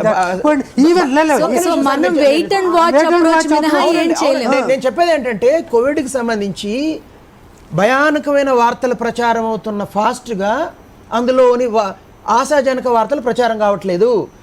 డెన్మార్క్లో 2 రోజుల క్రితం స్కూల్ స్టార్ట్ చేశారని స్కూళ్ళన్నీ కలకలలాడినాయని ఎంతమందికి తెలుసు? జర్మనీ వాళ్ళ దేశాధినేత, ఆమె స్త్రీ పేరు నాకు వెంటనే గుర్తు రావట్లేదు, May 4th నుంచి హెయిర్ కటింగ్ సెలూన్స్, స్కూల్స్ ఇంకా చాలా స్టార్ట్ అవుతుందని డిక్లరేషన్ ఇచ్చింది ఏంజెలా ఆల్రెడీ. మెర్కెల్. ఎంతమందికి తెలుసు మరి? అంటే ఎందుకు తెలవాలంటున్నాను నేను. ఇంకెవరిని అట్లా కాదు అమర్నాథ్ గారు, అంటే ఆయన పాయింట్ ఏంటంటే ఇప్పుడు మన పాపులేషన్ మన అప్రోచ్ వీటన్నిటిని ఖచ్చితంగా ఆలోచించుకోవాలి అనేది. ఆ నిర్ణయం మీరో నేను తీసుకోమండి. ఇప్పుడు మీరు హెడ్ ఇమ్యూనిటీ అంటున్నారు అమర్నాథ్ గారు, హెడ్ ఇమ్యూనిటీ కాంట్రడిక్టరీ థియరీస్ ఒక 100 ఉన్నాయి ఇప్పుడు. ఉన్నాయి ఖచ్చితంగా. ఒక- ఒక- So, అది నేను ఒక- అనేది. 40 రోజులు ఒక నిమిషం సార్, ఒక 40 రోజులు టైం ఉంది. నిర్ణయం మీరో నేను తీసుకో. That's what I'm saying. ప్రధాని రాష్ట్ర ముఖ్యమంత్రులు తీసుకుంటారండి. ఆ గమనం ఎలా ఉంటుందో అవకాశాన్ని నేను చెప్పాను. కేరళ గురించి సార్ చెప్పాడు, సముద్రానికి ఎత్తున ఉన్నటువంటి ప్రాంతాలు ఎఫెక్ట్ కాలేదని. మరి కేరళలో ఎఫెక్ట్ అయింది, కేరళలో తగ్గింది. కొంతమంది సిద్ధాంతకర్తలు ఏం చెప్తున్నారు, కేరళలో తగ్గింది, చైనాలో తగ్గింది, క్యూబాలో అసలే లేదు, కాబట్టి కమ్యూనిస్ట్ కంట్రీస్లో ఇది లేదని చెప్తున్నారు. Can we believe that theories? ఒకటి. రెండవది ఏంటి, కేరళ వాళ్ళు ఏమన్నారు, మీరు సరి సంఖ్యలు బేస్ సంఖ్యలు చేసి మొత్తం రోడ్ల మీద పడి తిరగండి అన్నారు. నెక్స్ట్ 24 అవర్స్లోనే సెంట్రల్ గవర్నమెంట్ ఏం చెప్పింది, who are you to take such decisions అన్నది. సో కాబట్టి మనం తీసుకునేటటువంటి నిర్ణయాలు కాదు, కేంద్ర రాష్ట్ర ప్రభుత్వాలు నిర్ణయాలు తీసుకునేటటువంటి దానికి చెప్పాను నేను. మనం విద్యా వ్యవస్థ అనేటటువంటిది కూడా that should be decided by the central government and state government. మనము అనేటటువంటి ఎలాంటి నిర్ణయం తీసుకునే అవకాశం ఉంది ఇవాళ ప్రపంచ గమనం బట్టి అని నా అంచనా అండి. నా అంచనా తప్పైతే నేను అది బాధ్యుడు అవుతాను. ఒక చిన్న బ్రేక్ తీసుకుందాం. బ్రేక్ తర్వాత డిస్కషన్ కంటిన్యూ అవుతుంది. Stay with us. Welcome back. Private విద్యా సంస్థలు ఖచ్చితంగా ప్రభుత్వ ఆదేశాలు పాటించాలని, లేని పక్షంలో కఠిన చర్యలు తప్పవని తెలంగాణ విద్యాశాఖ మంత్రి సబితా ఇంద్రారెడ్డి హెచ్చరించారు. ఎట్టి పరిస్థితుల్లో వచ్చే విద్యా సంవత్సరం ఫీజులు పెంచొద్దని అన్ని విద్యా సంస్థలకు ఆదేశాలు జారీ చేసినట్టు మంత్రి వివరించారు. 6 నుంచి 10వ తరగతి వరకు విద్యార్థులకు టీశాట్ ద్వారా పాఠ్యాంశాలు బోధించనున్నట్టు చెప్తున్న మంత్రి సబితారెడ్డితో మా ప్రతినిధి విక్రమ్ ఫేస్ టు ఫేస్. విద్యా సంవత్సరానికి సంబంధించి ప్రైవేటు విద్యా సంస్థలు ఎట్టి పరిస్థితుల్లో ఫీజులు వసూలు చేయరాదని తెలంగాణ ప్రభుత్వం ఆదేశాలు జారీ చేసింది. వచ్చే విద్యా సంవత్సరంలో ప్రైవేట్ స్కూల్స్ ఏవైతే ఉన్నాయో ఇంచుమించు ఒక 10,000 స్కూల్స్ ఉంటాయి తెలంగాణ రాష్ట్రంలో. ఈ ప్రైవేట్ స్కూల్స్లలో ఉన్న వాళ్ళు ఎవ్వరు కూడా ₹1 ఫీజు పెంచొద్దు అనేది క్యాబినెట్ నిర్ణయం తీసుకుంది, గౌరవ ముఖ్యమంత్రి గారు అనౌన్స్ చేశారు. బట్ నా రిక్వెస్ట్ కూడా ప్రైవేట్ విద్యా సంస్థల్లో ఉన్న వాళ్ళందరికీ కూడా దయచేసి ఫీజు పెంచొద్దండి. పోయిన సంవత్సరం ఏది తీసుకుంటారో అదే తీసుకోండి, అది కూడా ట్యూషన్ ఫీజే కలెక్ట్ చేయండి. ఆ ట్యూషన్ ఫీజు కూడా ఎవ్రీ మంత్ తీసుకోవాలని చెప్తాను. ఒకేసారి తీసుకోమంటే కూడా కట్టడం ఇబ్బంది, అది ఎవ్రీ మంత్. ఎందుకంటే అందరూ కూడా లాక్డౌన్ పీరియడ్లో ఇంట్లో ఉన్నారు, ఒక 4 రోజుల నుండి ఎవరికి ఎలాంటి ఉపాధి లేదు, మళ్ళీ May 7th వరకు, కాబట్టి ఎలాంటి అవకాశం లేదు. కాబట్టి దయచేసి అర్థం చేసుకొని ప్రైవేట్ విద్యా సంస్థలు ప్రభుత్వం ఇచ్చిన ఆదేశాలను తూచా తప్పకుండా పాటించాలని కోరుతా ఉన్నాను. ఒకవేళ పాటించని వాళ్ళు ఎవరైనా ఉంటే మొహమాటం లేకుండా యాక్షన్ తీసుకోవడం జరుగుతుందండి. డిఈఓలకి ఇప్పటికీ ఆదేశాలు ఇవ్వడం జరిగింది. నిన్నే విద్యాశాఖకు సంబంధించిన వాళ్ళందరినీ పిలిచి రివ్యూ చేయడం, మా సెక్రటరీ గారితో పాటు అందరికి ఒక ఆదేశాలు ఇవ్వడం జరిగింది. ఎవరి ఏరియాలో ఉన్న వాళ్ళ స్కూల్ని మానిటరింగ్ చేస్తూ ఎవరు కూడా ఫీజు పెంచకుండా చర్యలు తీసుకోవాలని చెప్పడం జరిగింది. వేరే వాళ్ళు అబ్జర్వ్ చేసేదానికన్నా వ్యక్తిగత స్వీయ నియంత్రణ లాగా మీ అంతలో మీరే విద్యా సంస్థలకు సంబంధించిన వాళ్ళే మీరే దయచేసి ప్రభుత్వ ఆదేశాలు పాటించాలని కోరుతాను. మేడం, డిజిటల్ తరగతులకు సంబంధించి డిజిటల్ తరగతులు ప్రారంభిస్తున్నారు కదా, దీనికి సంబంధించి వివరాలు ఏంటి? గౌరవ ముఖ్యమంత్రి గారు ఈ లాక్డౌన్ సందర్భంలో ఈ కరోనా వైరస్ నేపథ్యంలో ఫస్ట్ క్లాస్ నుండి 9th క్లాస్ ఉన్న పిల్లలకి అప్గ్రేడ్ చేయడం జరిగింది. అప్గ్రేడ్ చేసిన తర్వాత ఈ ఖాళీ ఉన్న ఈ టైంలో వాళ్ళకు ఏదో ఒకటి డెఫినెట్గా నేర్చుకోవాలనే ఆలోచన, బయటికి పోలేరు, 24 గంటలు ఇంట్లోనే ఉంటున్నారు కాబట్టి డిజిటల్ క్లాసెస్ స్టార్ట్ చేయడం జరిగింది. 6th నుండి 9th క్లాస్ 10th క్లాస్ పిల్లల వరకు 6th to 10th వరకు డిజిటల్ క్లాసెస్ స్టార్ట్ చేయడం జరిగింది. వాళ్ళందరూ కూడా డిజిటల్ క్లాసెస్ ఫాలో కావాలని కోరుతా ఉన్నాను. టీశాట్ అని మన దగ్గర ఛానల్ ఉంది, ఆ ఛానల్ ద్వారా డిజిటల్ క్లాసెస్ రన్ చేస్తూ ఉన్నాం. వాళ్ళందరికీ కూడా విజ్ఞప్తి చేస్తూ ఉన్నాం. అదే కాకుండా డౌన్లోడ్ చేసుకోవడానికి యాప్ కూడా క్రియేట్ చేస్తున్నాం. పిల్లల పేరెంట్స్ అందరూ కూడా రిక్వెస్ట్ చేస్తూ ఉన్నాను, మీరందరూ కూడా యాప్ డౌన్లోడ్ చేసి మీ పిల్లలు డిజిటల్ క్లాసెస్ ఫాలో అయ్యేటట్టు చూడాలని రిక్వెస్ట్ చేస్తూ ఉన్నాను. మేడం, పాఠ్యపుస్తకాలకు సంబంధించి ఏ విధంగా ఉండబోతుంది? పాఠ్యపుస్తకాలు ఒకటి 10th క్లాస్ ఎగ్జామ్స్ కూడా మనకు పోస్ట్ పోన్ అయినాయి కాబట్టి వాళ్ళకి సంబంధించి కూడా ఇప్పటికే దూరదర్శన్ యాదగిరి ద్వారా మనం క్లాసెస్ రన్ చేస్తూ ఉన్నాం. ప్రతిరోజు కూడా ఆ క్లాసెస్ కూడా ఫాలో కావాలని రిక్వెస్ట్ చేస్తూ ఉన్నాను. ఎందుకంటే వాళ్ళు మళ్ళీ మధ్యలో వదిలిపెట్టకుండా ఉండాలని వాళ్ళు కూడా ఫాలో చేయమని చెప్తున్నాం. ఇంకొకటి ఏంటంటే నెక్స్ట్ అకాడమిక్ ఇయర్ వచ్చిన టెక్స్ట్ బుక్స్ ఏవైతే ఉన్నాయో వాటన్నిటిని కూడా అప్లోడ్ చేయడం జరిగింది. ఒక యాప్లో మనం అప్లోడ్ చేయడం జరిగింది. దాన్ని దయచేసి డౌన్లోడ్ చేసుకొని మీరందరూ కూడా పిల్లలందరినీ కూడా అట్లీస్ట్ ముందే ఫాలో అయ్యేటట్టు సహకరించడానికి ముఖ్యంగా పేరెంట్స్ని దీన్ని ముందు అవగాహన చేసుకొని పిల్లలకు చెప్పాలని కోరుతా ఉన్నాను. మేడం, ఇంటర్మీడియట్ పరీక్షలు పూర్తయ్యాయి, వాల్యుయేషన్ ప్రక్రియ నిర్ణయాలు ఎప్పుడు తీసుకునే అవకాశం ఉంది? తీసుకుంటామండి, అది కూడా ఆలోచిస్తూ ఉన్నాం. ఎలా చేయాలి, ఈ లాక్డౌన్ నేపథ్యంలో సోషల్ డిస్టెన్స్ మెయింటైన్ చేయాలి, ఎలా చేయాలని కూడా డిస్కస్ చేస్తూ ఉన్నాం. తొందరలో ఒక నిర్ణయానికి వస్తామండి. మొత్తం మీద చూసుకుంటే ఇంటర్ విద్యాశాఖకు సంబంధించి వాల్యుయేషన్ ప్రక్రియ కూడా త్వరలో నిర్ణయం తీసుకుంటాము. విద్యాశాఖకు సంబంధించి పూర్తి స్థాయిలో వచ్చే సంవత్సరానికి సంబంధించి పూర్తి స్థాయి ప్రణాళికతో ఉన్నట్టు విద్యాశాఖ మంత్రి సబితా ఇంద్రారెడ్డి గారు చెప్తున్నారు. వీడియో జర్నలిస్ట్ రమణారెడ్డితో విక్రమ్, సాక్షి టీవీ, హైదరాబాద్. రైట్, ఒకసారి వెంకటరామరెడ్డి గారి దగ్గరికి వెళ్దాం. వెంకటరామరెడ్డి గారు, ఇప్పుడు ఫారిన్ ఎడ్యుకేషన్ అండి విపరీతంగా ఆస్ట్రేలియా కానీ, అమెరికా కానీ, జర్మనీ కానీ ఎక్కువ మంది వెళ్ళి చదువుతున్న పరిస్థితులు ఇవాళ మనం చూసాం.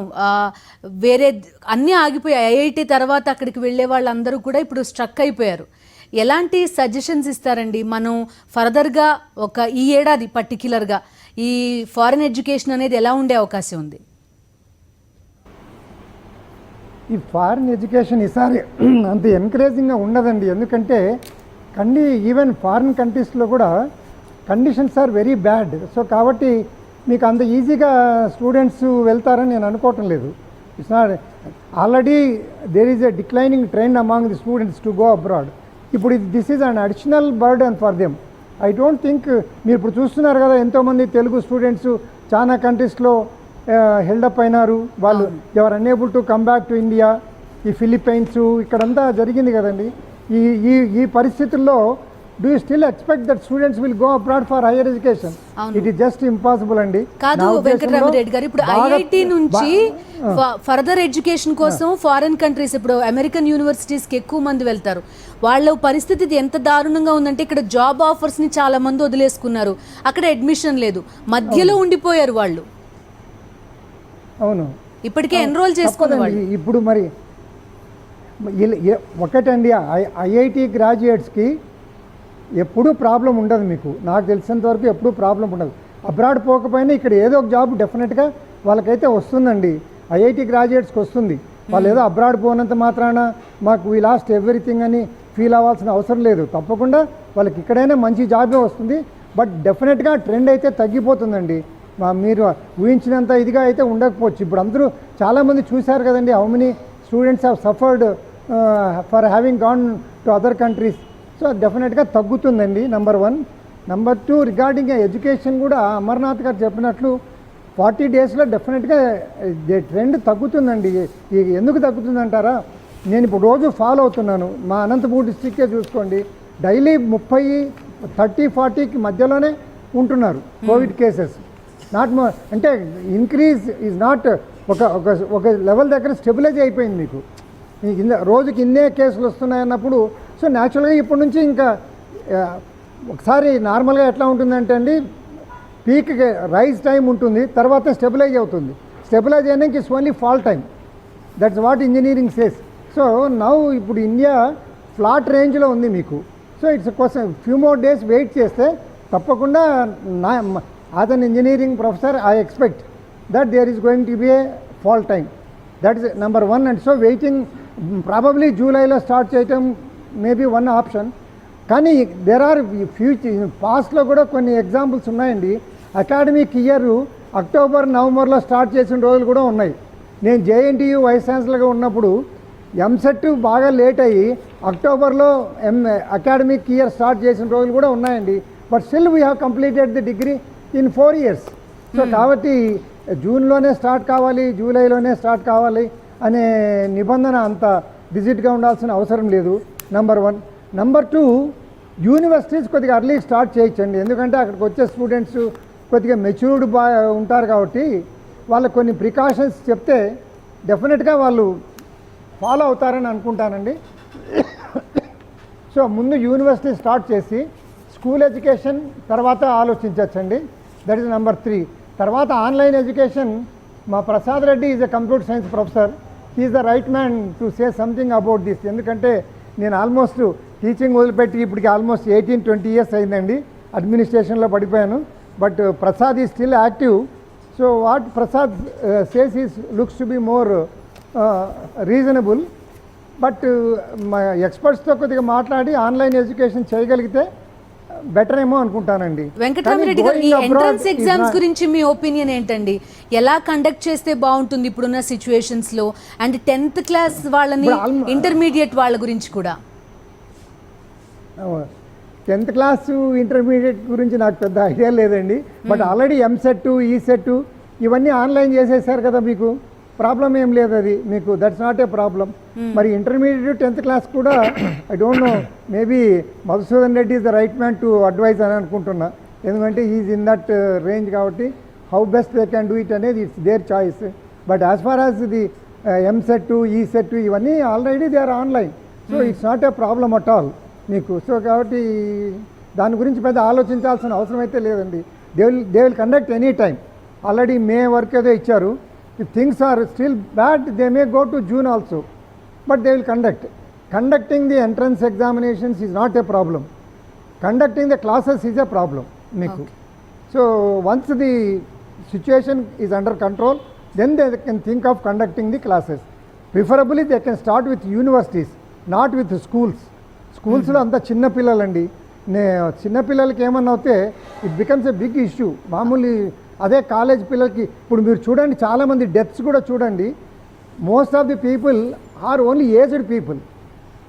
ఏజ్డ్, ఇప్పుడు ఫర్ ఎగ్జాంపుల్ నేను ఇక్కడ చూశానండి, అనంతపురంలో వచ్చిన కేసులంతా most of them are from Hindupuram. And all these people have gone to that Delhi religious మీటింగ్కి పోయిన వాళ్ళేనండి. 90%, you can imagine, 90% of them are the people who have gone to that religious meeting in Delhi. Okay, so others పెద్ద affect కావటం లేదు. But ఏమంటే ఈ publicity వలన ప్రజల్లో ఒక విధమైన భయం వచ్చేసిందండి. ఏమవుతుందో పిల్లలకని. ఇప్పుడు I'm now chairman of the KIMS Saveera hospital అండి. మా హాస్పిటల్లో ఇప్పుడు 16 మంది ఉన్నారు. అందరూ ఎట్లున్నారంటే పెళ్లి కొడుకులాగా ఉన్నారు వాళ్ళు. ఎవరికి ఏం ప్రాబ్లం లేదు. ఏదో ఆ పాజిటివ్ వచ్చిందని చెప్పి ఇటు తీసుకొచ్చి పడేశారు వాళ్ళందరినీ. Okay, almost all these people are from Hindupuram. Okay, ఎప్పుడెప్పుడు ఇంటికి పోదామని రెడీగా waiting, they are waiting. So కాబట్టి మీడియా క్రియేట్ చేసినంత భయంకరంగా అయితే లేదండి. I don't know whether I can say fortunate or unfortunate. My hospital is designated as covid hospital at Anantapur. Okay, fortunately మా దగ్గర డెత్స్ ఏం లేవండి. మొన్ననే 3 డిశ్చార్జ్ కూడా అయ్యి వెళ్ళిపోయారు. ఓకే, తర్వాత నిన్న ఒక ఏఎస్ఐ చనిపోయాడండి ఒక 5-6 డేస్ దగ్గర, మా దగ్గర కాదు, హిందూపూర్లోనే. అతను ప్రాబ్లం ఏం తెలుసా అండి, చనిపోయినాక అతను కరోనా ఉంది అని తెలిసింది. కానీ పేరెంట్స్ వాళ్ళ ఫ్యామిలీ మెంబర్స్ ఏం చెప్తున్నారంటే ఇతను కరోనా వల్ల చనిపోయిన వాళ్ళు తెలియదు, కానీ ఈయనకి అన్ని రకాల వ్యాధులు ఉన్నాయని చెప్తున్నారు వాళ్ళు. Even before it was identify corona, family మెంబర్సే చెప్తున్నారు ఇతనికి అన్నీ ఉన్నాయి, ఆస్తమా ఉంది, బైపాస్ జరిగింది, అన్నీ ఉన్నాయని చెప్తున్నారు. సో అతను మరి దేనివల్ల చనిపోయినాడని చెప్తారు. బట్ అల్టిమేట్గా కరోనా ఉంది కాబట్టి ప్రతి ఒక్కరు వీడు కరోనా వల్లనే చనిపోయారు. సో ఎక్కడైనా చనిపోతే వాడిని కరోనా లిస్టులోకి పడేయడం, లిస్ట్ పెంచేయటం అది. సో ఇది ఒక రకమైన అడ్వర్స్ పబ్లిసిటీ ఇస్తుందేమో అని. ఇప్పుడు మా దగ్గర ఉన్నారండి, ఇంతవరకు ఎవరు చనిపోలే, 16 మంది ఉన్నారు. Not even single patient died among the 16. శుభ్రంగా డిశ్చార్జ్ అవుతున్నారు, వెళ్ళిపోతున్నారు. వాళ్ళలో 1 among them is a doctor also. Okay, ఎవరు భయపడడం. బట్ ఈ పబ్లిసిటీ ఇది క్రియేటింగ్ ఏ పెద్ద ఫియర్ సైకాసిస్ క్రియేట్ చేస్తుందండి పబ్లిక్లో. సో కాబట్టి it's a question of time అండి. మేబీ అమర్నాథ్ చెప్పినట్లు 40-50 డేస్కి maybe things will be under control అని అనుకుంటున్నా. అండ్ మా యాక్చువల్ ఫ్యాక్ట్స్ కంటే కూడా ఊహాగానాలు ఎక్కువగా ఉన్నాయండి కరోనా మీద. ఊహాగానాలు చాలా భయంకరంగా ఉన్నాయి. That's what I feel. Okay, but Venkataramareddy sir చెప్పిన దానికి జస్ట్ ఒక అడిషనల్ పాయింట్ అండి, ఆయన చాలా బాగా చెప్పారు. ఇప్పుడు నిన్న వార్తాపత్రికల్లో 75% ఆఫ్ ది మెంబర్స్కి వ్యాధి సోకిన లక్షణాలు బయటపడలేదు అని వార్త. ఇది సంతోషపడాల్సిన వార్త, భయపడాల్సిన వార్త అండి నా ఉద్దేశంలో. అంటే అమెరికాలో వ్యాధి సోకితే అల్లాడుకుంటూ హాస్పిటల్కి వెళ్తున్నారు ఏమండి, 30 ఏళ్ళ వాళ్ళు కూడా. మనకి 75%కి అసలు సిమ్టమే లేదంటే ఆనందపడాల్సిన వార్త. ఒకటే ఏంటంటే వాళ్ళు వేరే వాళ్ళకి సోకిస్తారనేది ఒకటే, అదే కదా అసలు అది కన్సర్న్ అండి. కానీ అదేదో చాలా భయంకరమైన వార్తగా ప్రొజెక్ట్ అవుతుంది పబ్లిక్కి. అంటే ఈ వ్యాధి తీవ్రం కాదని చెప్పట్లేదండి. కంప్లీట్ చేయకుండా మీరు ఇంటరప్ట్ అయిపోతుంది. రెండవ ప్రపంచ యుద్ధం తర్వాత మానవాళి ఎదుర్కొంటున్న అతిపెద్ద సంక్షోభం డౌట్ లేదండి. కానీ వ్యాధి గురించి విపరీతమైన అవగాహన లోపం అనేది కేవలం కొన్ని దేశాల వైపు చూడడం అనేది చాలా ఉందండి. ఆ సబ్జెక్టు ఇక్కడ రాదు కాబట్టి నేను ఎక్కువ చెప్పట్లేదు. అందుకే సారాంశం చెప్పాను, ప్రపంచం మారుతుంది, దృక్పథం మారుతుంది. అల్టిమేట్గా నిర్ణయం తీసుకునేది మధుసూదన్ రెడ్డి గారు, వాసిరెడ్డి అమర్నాథ్ కాదండి. ప్రధానమంత్రి మోడీ గారు, ముఖ్యమంత్రి జగన్ గారు, కేసీఆర్ గారు, ఆయా రాష్ట్రాల ముఖ్యమంత్రులు తీసుకుంటారు.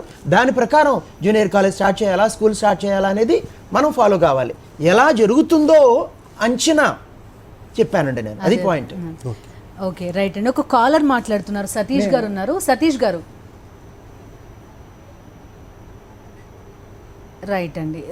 సో మీరు అమర్నాథ్ గారు చెప్పినట్టు 70%కి అసిమ్టమాటిక్ ఉంటే అది ఓకే, కానీ ఈ కోర్మార్బిడ్ లక్షణాలు ఉన్న వాళ్ళకి ఎక్కడ స్ప్రెడ్ అవుతుందో అనే భయం కూడా చాలా ఎక్కువగా కనబడుతుంది. అది కరెక్ట్, రైట్ అండి. ఒక్కసారి ఇప్పుడు మధుసూదన్ రెడ్డి గారు మీరు చెప్పారు వాల్యుయేషన్ విషయంలో ప్రికాషన్స్ తీసుకుని చేయించడం అనేది ఒకటి, ఓ 40-50 రోజుల్లో లేకపోతే ఒక నెలన్నరలో పరిస్థితుల్లో మార్పు వస్తుందేమో అనేది ఒక ఆశాభావం అందరిలో, విష్ఫుల్ థింకింగ్ ఇది అందరికీ ఖచ్చితంగా.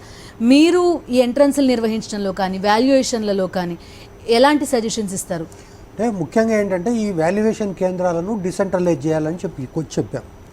అదేవిధంగా ఆన్లైన్ వాల్యుయేషన్ పైన కూడా దృష్టి సారించాలి. అట్లీస్ట్ 1-2 సబ్జెక్టులు ఆన్లైన్ వాల్యుయేషన్ చేయడము. అదేవిధంగా ఈ యొక్క ఉన్నటువంటి సెంటర్స్ ఏపీ తెలంగాణ కలిపితే 25 సెంటర్స్ ఉన్నాయి. సో ఈ సెంటర్స్ని కొన్ని సబ్జెక్ట్ వైజ్గా 2-3 సెంటర్స్, ఒక్కొక్క సెంటర్ అంటే దాదాపు ఒక 100 సెంటర్స్ కనుక చేసినట్లయితే డెన్సిటీ ఆఫ్ లెక్చరర్స్ తగ్గుతుంది. సో ఇటువంటివన్నీ కూడా వేరియస్ ఆల్టర్నేటివ్స్ వర్కౌట్ చేస్తున్నారు. సో అదేవిధంగా ఇంటర్కు సంబంధించి ఇప్పుడు it is related to EAMCET. ఈ రిజల్ట్ వస్తే కానీ ఎంసెట్ రాదు. ఎంసెట్ తర్వాత దీంతో అడ్వాన్స్ సప్లిమెంటరీ రిజల్ట్ రాయాలి. సో అల్టిమేట్గా అడ్వాన్స్ సప్లిమెంటరీ వచ్చిన తర్వాత మళ్ళీ ఎంసెట్ 2 రిజల్ట్ ఇవ్వాలి. ఇటువంటివన్నీ కొన్ని ఇష్యూస్ ఉన్నాయి. అయితే సిబిఎస్ఈ వాళ్ళు కానీ ఐసిఎస్ఈ వాళ్ళు కానీ చెప్తున్న ఒక మాట ఏంటంటే ఇంపార్టెంట్ సబ్జెక్ట్స్ వరకు మేము ఎగ్జామ్స్ కండక్ట్ చేస్తాం. స్టేట్ బోర్డ్స్ దగ్గరకు వచ్చేసరికి మనకి ఆ పరిస్థితి లేదు కదా. ఇక్కడ ఒకటే ఏంటంటే ఎక్కడైతే పబ్లిక్ ఎగ్జామ్స్ ఉన్నాయో ఇన్ఎవిటబుల్గా ఆ పబ్లిక్ ఎగ్జామ్స్ కండక్ట్ చేయాల్సిందే. దానికి there is no other alternative. Number 1. Number 2 ఏంటంటే ఇప్పుడు సార్ చెప్పినా లేకపోతే వెంకటరామరెడ్డి గారు చెప్పినా, ఇప్పుడు వాళ్ళు అన్నారు పెళ్లి కూతురు కాదు పెళ్లి కొడుకుల కంటే ఇంకా ఎక్కువ సార్ని ఇబ్బంది పెట్టినా సరే దయచేసి సార్ రిస్క్ తీసుకొని ఇంకా పెళ్లి కొడుకుల కంటే ఎక్కువ ఫెసిలిటీస్ కల్పించి దయచేసి వాళ్ళని బయటికి వదిలిపెట్టకండి. So that you are helping entire Anantapur district people. So that is the fear. So కాబట్టి ఇప్పుడు ఉన్నటువంటి పరిస్థితుల్లో ఎవరిని చూస్తే ఏమవుతుందో అనేటటువంటి ఒక భయాందోళన ఉంది. అందుకే ఈవెన్ చాలా వరకు కూడా ఈరోజు మీరు ఈవెన్ పెద్ద పెద్ద సినిమా యాక్టర్లు కూడా ఏంటి, మీరు భయపడొద్దు, ఎట్ ది సేమ్ టైం అజాగ్రత్తగా ఉండొద్దు.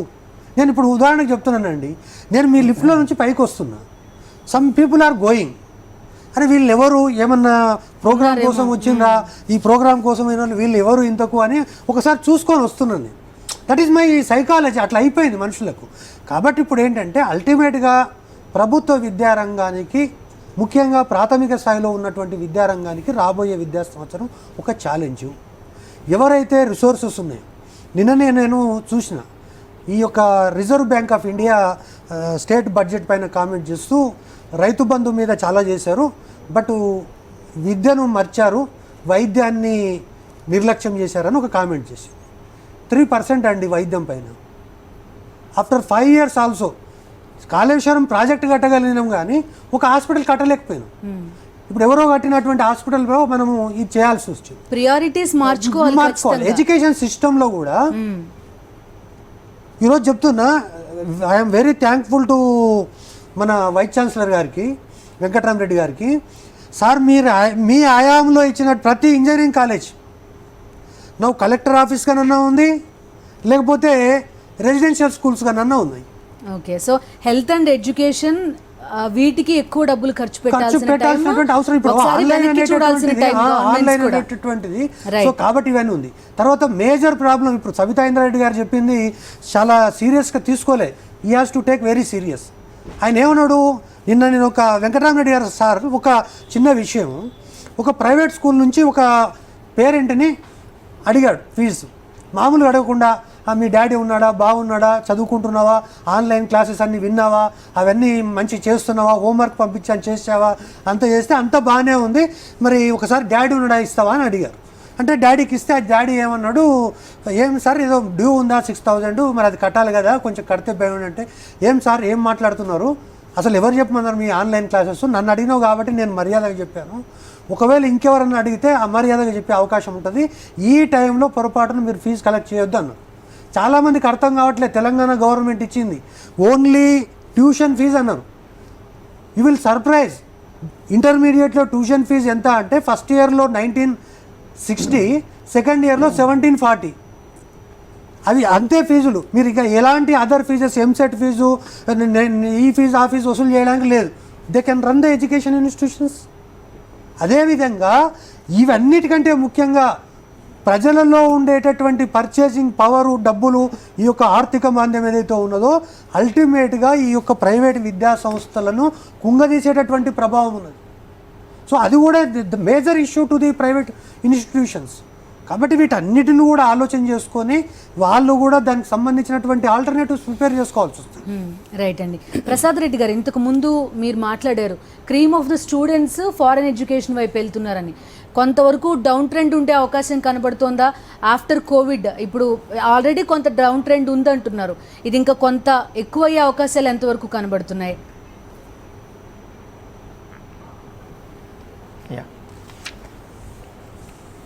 అంటే మీరు ఈ రోజున ఈ ట్రాన్స్ కాంటినెంటల్ మూమెంట్ అంటే ఒక కంట్రీ నుంచి వేరే కంట్రీకి వెళ్ళి చదువుకోవడం అనేది యాజ్ ఇట్ ఈజ్గా అంటే ఒక అమెరికన్ డేటా తీసుకున్నట్లయితే అమెరికన్ పోస్ట్ గ్రాడ్యుయేట్ స్టడీస్లో 36% స్టూడెంట్స్ చైనా నుంచి వచ్చి చదువుతారు. ఇప్పుడు రైట్ నౌ అమెరికా చైనా నుంచి వచ్చే స్టూడెంట్స్కి గేట్స్ ఓపెన్ చేయాలా లేదా అనేది ఒక పెద్ద మీమాంసలో వాళ్ళు ఉన్నారు. ఒకవేళ ఇండియా నుంచి కూడా స్టూడెంట్స్ వెళ్ళాలి అనుకుంటే కనుక రైట్ నౌ ఒక కండిషన్ అక్కడ పెట్టబోయేది ఏంటంటే వాళ్ళు 14 days క్వారంటైన్లో ఉండాలి. తర్వాత ఇక్కడ స్టూడెంట్స్ ఫస్ట్ వెళ్తారా లేదా అనేది ఇక్కడ పేరెంట్స్ వాళ్ళ సెంటిమెంట్స్ ఇదొకటి అనుకుంటే అక్కడికి రాణిస్తారా లేదా అనేది అదొక ప్రశ్న. అలాగే ఒకసారి ఆస్ట్రేలియా మీరు ఒకసారి ఎగ్జాంపుల్గా తీసుకున్నట్లయితే ఈ రోజున ఆస్ట్రేలియాలో 1,00,000 మంది చైనీస్ స్టూడెంట్స్ చదువుతున్నారని నిన్న మొన్న ఒక ఇంటర్నెట్లో ఒక ఆర్టికల్ చదవడం జరిగింది. Each student $225,000 per year to Australian economy వాళ్ళ ద్వారా వస్తుందంట. సో ఇవాళ కంట్రీస్ అన్ని కూడా అంటే ఆస్ట్రేలియా ఒక రకంగా వరి అవుతుందంటే ఇంత ఇన్కమ్ ఎలా వదిలేసుకోవాలి, కాబట్టి మనం ఇమీడియట్గా స్టార్ట్ చేసేయాలి, స్కూల్ స్టార్ట్ చేసేయాలి, కాలేజ్ స్టార్ట్ చేసేయాలి అనేటువంటి నేపథ్యంలో వాళ్ళ ఇన్కమ్ జనరేషన్ కోసం కొన్ని కంట్రీస్ ఇమీడియట్గా స్టార్ట్ చేద్దాం అనుకుంటున్నారు. వేరేజ్ మన ఇండియన్ సిచ్యువేషన్ చూసినట్లయితే ఫర్ ఎగ్జాంపుల్ ఆంధ్రప్రదేశ్ చూడండి, 80% ఆఫ్ ది స్టూడెంట్స్కి ఫీజు గవర్నమెంటే పే చేస్తుంది ఇక్కడ. సో ఇక్కడ ఈ ఎడ్యుకేషనల్ ఇన్స్టిట్యూషన్స్ అనేవి మనీ జనరేటింగ్ ఇన్స్టిట్యూషన్స్ కాదు ఇవన్నీ కూడా. సో ఆనరబుల్ సీఎం ఎలా చూస్తున్నారంటే అంటే విద్య అనేది ప్రతి ఒక్కరికి అందాలి, వాళ్ళు రేపొద్దున ఎకనామిక్గా ముందుకు వెళ్ళాలి అంటే ప్రతి ఇంట్లోంచి కూడా ఒక ఇంజనీర్ కానీ ఒక డాక్టర్ కానీ ఒక ఐఏఎస్ ఆఫీసర్ కానీ రావాలి, కాబట్టి నేను కంప్లీట్ ఫీజు రీయింబర్స్మెంట్ ఇస్తాను అని చెప్పి గవర్నమెంట్ ఇన్వెస్ట్ చేస్తుంది ఇక్కడ. అసలు అంటే ఇక్కడ ఉన్నటువంటి క్రీమ్ మీరు అడిగిన క్వశ్చన్కి ఒకసారి ఫస్ట్ వెళ్తాను. అవుట్ సైడ్ కంట్రీస్కి ఇప్పుడు వెళ్ళాలా లేదా? ఆల్రెడీ చాలామంది క్యాండిడేట్స్ జిఆర్ఈ ఎగ్జామినేషన్ రాసేసి అడ్మిషన్స్ కూడా తెచ్చుకున్నారు. వాళ్ళకు వచ్చేటువంటి లెటర్స్ గురించి చెప్పాలి నేను ఇప్పుడు ఆ కంట్రీస్ మీరు ఇప్పుడు రాకండి ఆగిపోండి నేను చెప్పట్లా. చాలామంది స్టూడెంట్స్కి ఆల్రెడీ ఆ కంట్రీస్ నుంచి వాళ్ళకి వీడియో కాల్స్ వస్తున్నాయి, మాట్లాడుతున్నారు. వాళ్ళు ఏం చేస్తున్నారంటే next coming 6 months you please don't come to America or don't come to Australia, stay back in India, we're going to provide online courses to you.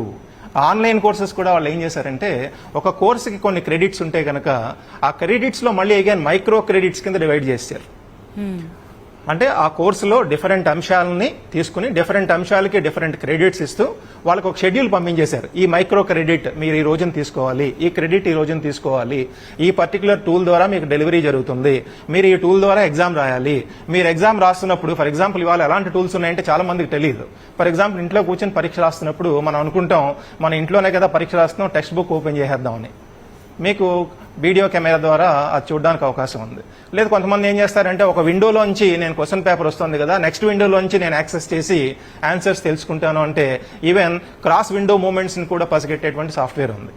అలాగే ఒక టెక్స్ట్ బుక్లో ఉన్నటువంటి ఆన్సర్ని యాజ్ ఇట్ ఈస్గా కనుక మీరు పంపించేసినట్లయితే ప్లెగరైజేషన్ టూల్స్ ఉన్నాయి, ఇవన్నీ కూడా ఇంటిగ్రేట్ అయ్యి ఉన్నాయి. సో వాళ్ళు పకడ్బందీగా కూడా ఆల్రెడీ డిజైన్ చేస్తున్నారు. ఎందుకంటే మన స్టూడెంట్స్ ఇవాళ అమెరికా వెళ్ళాలి అనుకుంటే నెక్స్ట్ 3-4 months వెళ్ళలేకపోయినా సరే వాళ్ళు ఇండియాలోనే ఉండి ఈ సోకాల్డ్ మైక్రో క్రెడిట్ కోర్సెస్ చేసే విధంగా ఆల్రెడీ డిజైన్స్ జరుగుతున్నాయి. ఈ రకంగా ఇన్ఫాక్ట్ గవర్నమెంట్ ఆఫ్ ఇండియా కూడా అంటే ఎంహెచ్ఆర్డి ఒక కమిటీ వేసింది ఏంటంటే ఆన్లైన్ పరంగా నెక్స్ట్ ఇయర్ కనుక ఇబ్బందులు వచ్చినట్లయితే ఆన్లైన్ కోర్స్ డెలివరీ ఎలా చేయాలి అనే ఆలోచనలు జరుగుతున్నాయి. సో మనం అంటే ఇన్ఫాక్ట్ చెప్పాలంటే ఇమీడియట్ గా కాలేజీలు ఓపెన్ చేసేయాలి, వేరే కంట్రీ ఓపెన్ చేస్తుంది కాబట్టి మనం చేయాలని ఆలోచించలేం. ఎందుకంటే అంటే మన ఇండియన్ మెంటాలిటీ ప్రకారం చూసినట్లయితే జీవితం జీవనం అనేది రెండు ఆలోచిస్తే జీవితానికే ఫస్ట్ ఇంపార్టెన్స్ ఇస్తాం. మనం అంటూ బతుకుండాలి కదా. నేను ఈ మధ్యకాలంలో ఒక ఇంటర్వ్యూ చూస్తున్నప్పుడు కేసీఆర్ గారు తెలంగాణ సీఎంని ఒక ప్రెస్ రిపోర్టర్ అడిగారు, ఎగ్జామ్స్ ఏంటంటే మనుషులే చచ్చిపోతుంటే ఎగ్జామ్స్ అంటే ఏంటే, ముందు మనం బతుకుండాలి కదా అన్నారు ఆయన. సో ఇక్కడ చాలా ఇంపార్టెంట్ విషయం ఏంటంటే ప్రతి స్టూడెంట్ ఇంపార్టెంట్. యూనివర్సిటీస్ ఇమీడియట్ గా తెరిచేయచ్చా? అక్కడ ఉన్న పెద్దలందరికీ అంటే యూనివర్సిటీ పరంగా ఉన్నటువంటి ఇబ్బందులు నేను చెప్తా. ఈ రోజున ఫర్ ఎగ్జాంపుల్ ఒక యూనివర్సిటీ సిస్టమ్ తీసుకోండి. యూనివర్సిటీ సిస్టమ్ అనేది చాలా కాంప్లికేటెడ్ సిస్టమ్. ఇక్కడ మెజారిటీ అంటే 80% స్టూడెంట్స్ చాలా అంటే రూరల్ ప్లేసెస్ నుంచి, పూర్ ఫ్యామిలీస్ నుంచి వచ్చి ఇక్కడ హాస్టల్స్ లో ఉంటారు. వాళ్ళ హాస్టల్స్ లో ఏమవుతుందంటే ఒక పర్టికులర్ రూమ్ లో 4 స్టూడెంట్స్ ఉంటారు మినిమం. మనం ఇవాళ 4 స్టూడెంట్స్ తో ఆ హాస్టల్స్ రన్ చేయగలమా? మరి ఒక పక్క నుంచి మనం ఏమంటున్నాం, సోషల్ డిస్టెన్సింగ్ అంటున్నాం. సోషల్ డిస్టెన్సింగ్ ఎలా మెయింటైన్ చేయగలుగుతాం? ఒక క్లాస్ రూమ్ లో 100 మంది స్టూడెంట్స్ ని కూర్చోబెట్టినప్పుడు సోషల్ డిస్టెన్స్ అవకాశం ఉంటుందా? ఉండదు. క్లాస్ రూమ్ లో ఓకే సడన్ గా దాన్ని రెండు మొక్కల కింద డివైడ్ చేసి మార్నింగ్ ఒక సెషన్ ఈవినింగ్ ఒక సెషన్ పెట్టాలా? అంటే క్లాస్ రూమ్ వరకు డెలివరీ కావాలంటే ఎలా చేయొచ్చు, హాస్టల్ వరకు ఏం చేయాలి? అసలు ఇన్స్టిట్యూట్స్ ప్రయారిటీ ఎలా మారుతుంది? అంటే ఇప్పటి వరకు మీరు ఒక పేరెంట్ గా వాళ్ళ అబ్బాయిని కానీ అమ్మాయిని కానీ ఒక కాలేజీకి కానీ స్కూల్కి కానీ పంపించాలంటే పేరెంట్ దృక్పథం ఎలా ఉండేదంటే అక్కడ అకాడమిక్స్ ఎలా ఉంటాయి, డిసిప్లిన్ ఎలా ఉంటుంది అని ఆలోచించేవారు. కానీ ఇప్పుడు దృక్పథం ఏం మారుతుంది అంటే అక్కడ హైజీన్ మేనేజ్మెంట్ ఎలా ఉంటుంది అని ఆలోచిస్తారు. మీరు చూడండి కొన్ని ప్రైవేట్ యూనివర్సిటీస్ త్వరలో ఇవ్వబోయే అడ్వర్టైజ్మెంట్స్, మా దగ్గర హాస్టల్లో సింగిల్ పర్సన్ అలౌ చేస్తాము అని అడ్వర్టైజ్మెంట్లు ఇచ్చిన కాలేజీలకి మేబీ ఐ థింక్ అడ్మిషన్స్ బాగా జరగడానికి అవకాశం ఉంది. సో కాబట్టి ఈ రోజున ఒక యూనివర్సిటీ మేము ఇమీడియట్ గా స్టార్ట్ చేసేయాలంటే మా హాస్టల్స్ ఎలా ఉన్నాయి, మా హాస్టల్స్ లో సోషల్ డిస్టెన్స్ మెయింటైన్ చేయగలమా, అలాగే మెస్సుల్లోకి వెళ్ళినప్పుడు పిల్లలకి సోషల్ డిస్టెన్స్ ఎలా మెయింటైన్ చేయాలి, ఇవన్నీ నాట్ ఈజీ థింగ్స్. అంటే ఈ రోజున జగన్మోహన్ రెడ్డి గారు సీఎంగా అయిన తర్వాత ఆయన నాడు నేడు అని చెప్పేసి ఒక స్కీమ్ ద్వారా మొత్తం యూనివర్సిటీస్ కూడా మేము డబ్బులు ఇస్తాము, కావాలంటే మీరు అన్ని కూడా చేసుకోండి అన్నారు. కానీ బట్ ఈ లోపలనే ఈ పర్టికులర్ పాండమిక్ వచ్చేసింది కాబట్టి ఇమీడియట్ గా మేము ఓవర్ నైట్ కూడా డెవలప్ చేయలేం. కాబట్టి ఇది డెఫినెట్ గా ఒక క్రిటికల్ సమస్య, అంత ఈజీ కాదు. ఇమీడియట్ గా మనం వేరే కంట్రీ కనుక మనకి స్టార్ట్ చేసింది కాబట్టి మనం కూడా స్టార్ట్ చేసేద్దాం, పిల్లల్ని పిలిచేద్దాం అంటే ఒక్క స్టూడెంట్ చాలండి. ఒక యూనివర్సిటీలో ఒక్క స్టూడెంట్ కి ఒక్క డిస్టర్బెన్స్ వచ్చినా సరే మొత్తం అన్ని universities at a time close చేయాల్సినటువంటి ఒక సిచ్యువేషన్ క్రియేట్ అవుతుంది. కాబట్టి మనం ఫస్ట్ జీవితం అనేది ఇంపార్టెంట్ కాబట్టి ఒక సిచ్యువేషన్ కంట్రోల్లోకి వచ్చింది అనేటువంటి ఒక విషయం మనకు తెలుస్తుంది. ఎందుకంటే ఒక ప్రైమ్ మినిస్టర్ కానీ ఒక చీఫ్ మినిస్టర్ కానీ డైరెక్ట్ గా డెసిషన్స్ తీసుకోలేరు. మనలాంటి ఒక విద్యావేత్తలు అనుభవం ఉన్న వాళ్ళంతా కూడా మనం సిచ్యువేషన్ అసెస్ చేసి ఈ అసెస్ చేసిన సిచ్యువేషన్ ప్రకారం ఈ పర్టికులర్ మెజర్స్ తీసుకున్నట్లయితే కనుక మనం ఇన్స్టిట్యూషన్స్ ఓపెన్ చేయొచ్చు, ఎగ్జామ్స్ కండక్ట్ చేయొచ్చు, సేఫ్టీని ఎన్ష్యూర్ చేయొచ్చు అనేటువంటి ఒక ఫీలింగ్ మనకు కలిగితే, బికాజ్ ఇక్కడ మన స్కూల్లో చదువుతున్నటువంటి ఒక విద్యార్థి కానీ యూనివర్సిటీలో చదువుతున్న విద్యార్థి కానీ మన ఇంట్లో పిల్లలతో సమానం కాబట్టి మన పిల్లలే అయినప్పుడు మనం పంపించాలి అంటే కనుక అక్కడ ఎన్విరాన్మెంట్ ఎలా ఉండాలి అనేది ఆలోచించాలి. ఇప్పుడు నేను మీకు విషయం చెప్పాలి ఏంటంటే, వినిపిస్తుందండి? వినిపిస్తుందండి, చెప్పండి. ఇప్పుడు రైట్ నౌ ఏంటంటే గవర్నమెంట్ ఆఫ్ ఆంధ్రప్రదేశ్ లాస్ట్ ఈ 4 weeks లో ఆల్రెడీ 3 times వైస్ ఛాన్సలర్స్ అందరితోటి వీడియో కాన్ఫరెన్స్ పెట్టడం జరిగిందండి. ఇవాళ 3:30 కూడా మళ్ళీ ఇంకో కాన్ఫరెన్స్ ఉంది. అంటే ఇవన్నీ కూడా ఇన్ఫాక్ట్ మీడియాలో ఫస్ట్ టైం డిస్కషన్ వస్తుంది, కానీ డిస్కషన్ లేకుండానే చాలా వరకు కూడా అన్ని ప్లానింగ్ అంతా కూడా ప్లాన్ ఏ ఏం చేయాలి, ప్లాన్ బి ఏం చేయాలి. ఎందుకంటే ఆనరబుల్ చీఫ్ మినిస్టర్ గారిని చూస్తున్నాం, ఆయన ఏంటంటే సైలెంట్ గా వర్క్ చేసుకుంటూ వెళ్ళిపోతున్నారు. సో ఒక రకంగా ఏంటంటే మాకు ఆల్రెడీ 4 times మీటింగ్ అయింది. అంటే ప్లాన్ ఏ ఇమీడియట్ గా May 4th కనుక ఓపెన్ అయినట్లయితే ఆ తర్వాత ఎప్పుడు ఎగ్జామ్స్ కండక్ట్ చేయొచ్చు, లేదు May 4th కాదు May 30th వెళ్ళినట్లయితే ఎగ్జామ్స్ ఎలా కండక్ట్ చేయాలి, రిజల్ట్స్ ప్యారలల్ గా ఇచ్చే అవకాశాలు ఉన్నాయా, number of test centres increase చేయగలమా, నెంబర్ ఆఫ్ ఇవాల్యుయేటర్స్ ని ఇంక్రీజ్ చేయగలమా అనేది వీటన్నిటి మీద కూడా హెవీ డిస్కషన్ జరుగుతుంది. నేను అనుకోవడం మిగతా యూనివర్సిటీస్ లో మిగతా స్టేట్స్ లో కూడా డిస్కషన్ జరుగుతుందని అనుకుంటున్నాను. We have got plan A plan B. So ఏ రకంగా ఉన్నా సరే అంటే విద్యార్థులు ఆందోళన చెందాల్సిన పని లేదు, పేరెంట్స్ ఆందోళన చెందాల్సిన పని లేదు. మేబీ 1 or 2 months డిలే అయితే అవ్వచ్చు, కానీ హైజీన్ అనేది మనం ఎన్ష్యూర్ చేయకుండా ఇన్స్టిట్యూషన్స్ ఓపెన్ చేసి ఒక రాంగ్ మోడల్ను మాత్రం ఎట్టి పరిస్థితుల్లోనూ సెట్ చేయలేము. రైట్ అండి. థ్యాంక్ యూ ప్రసాద్ రెడ్డి గారు, వెంకటరామరెడ్డి గారు, అమర్నాథ్ గారు, మధుసూదన్ రెడ్డి గారు స్టూడియోకి వచ్చినందుకు. సో మీ గురించి గవర్నమెంట్లు, కేంద్ర రాష్ట్ర ప్రభుత్వాలు ఖచ్చితంగా ఆలోచిస్తున్నాయి. కేవలం కోవిడ్-19 నివారణ చర్యల గురించి మాత్రమే కాదు అని ప్యానలిస్టులు అందరూ చెప్తున్నారు. ఎంట్రన్స్లకు ప్రిపేర్ అయ్యే వాళ్ళు, ఎగ్జామ్స్ రాయవలసిన వాళ్ళు ఖచ్చితంగా ప్రిపేర్డ్గా ఉండండి అనేది వీళ్ళందరి మాట. ఇవి డిస్కషన్ వివరాలు. అప్డేట్స్తో కలుద్దాం. Stay with us.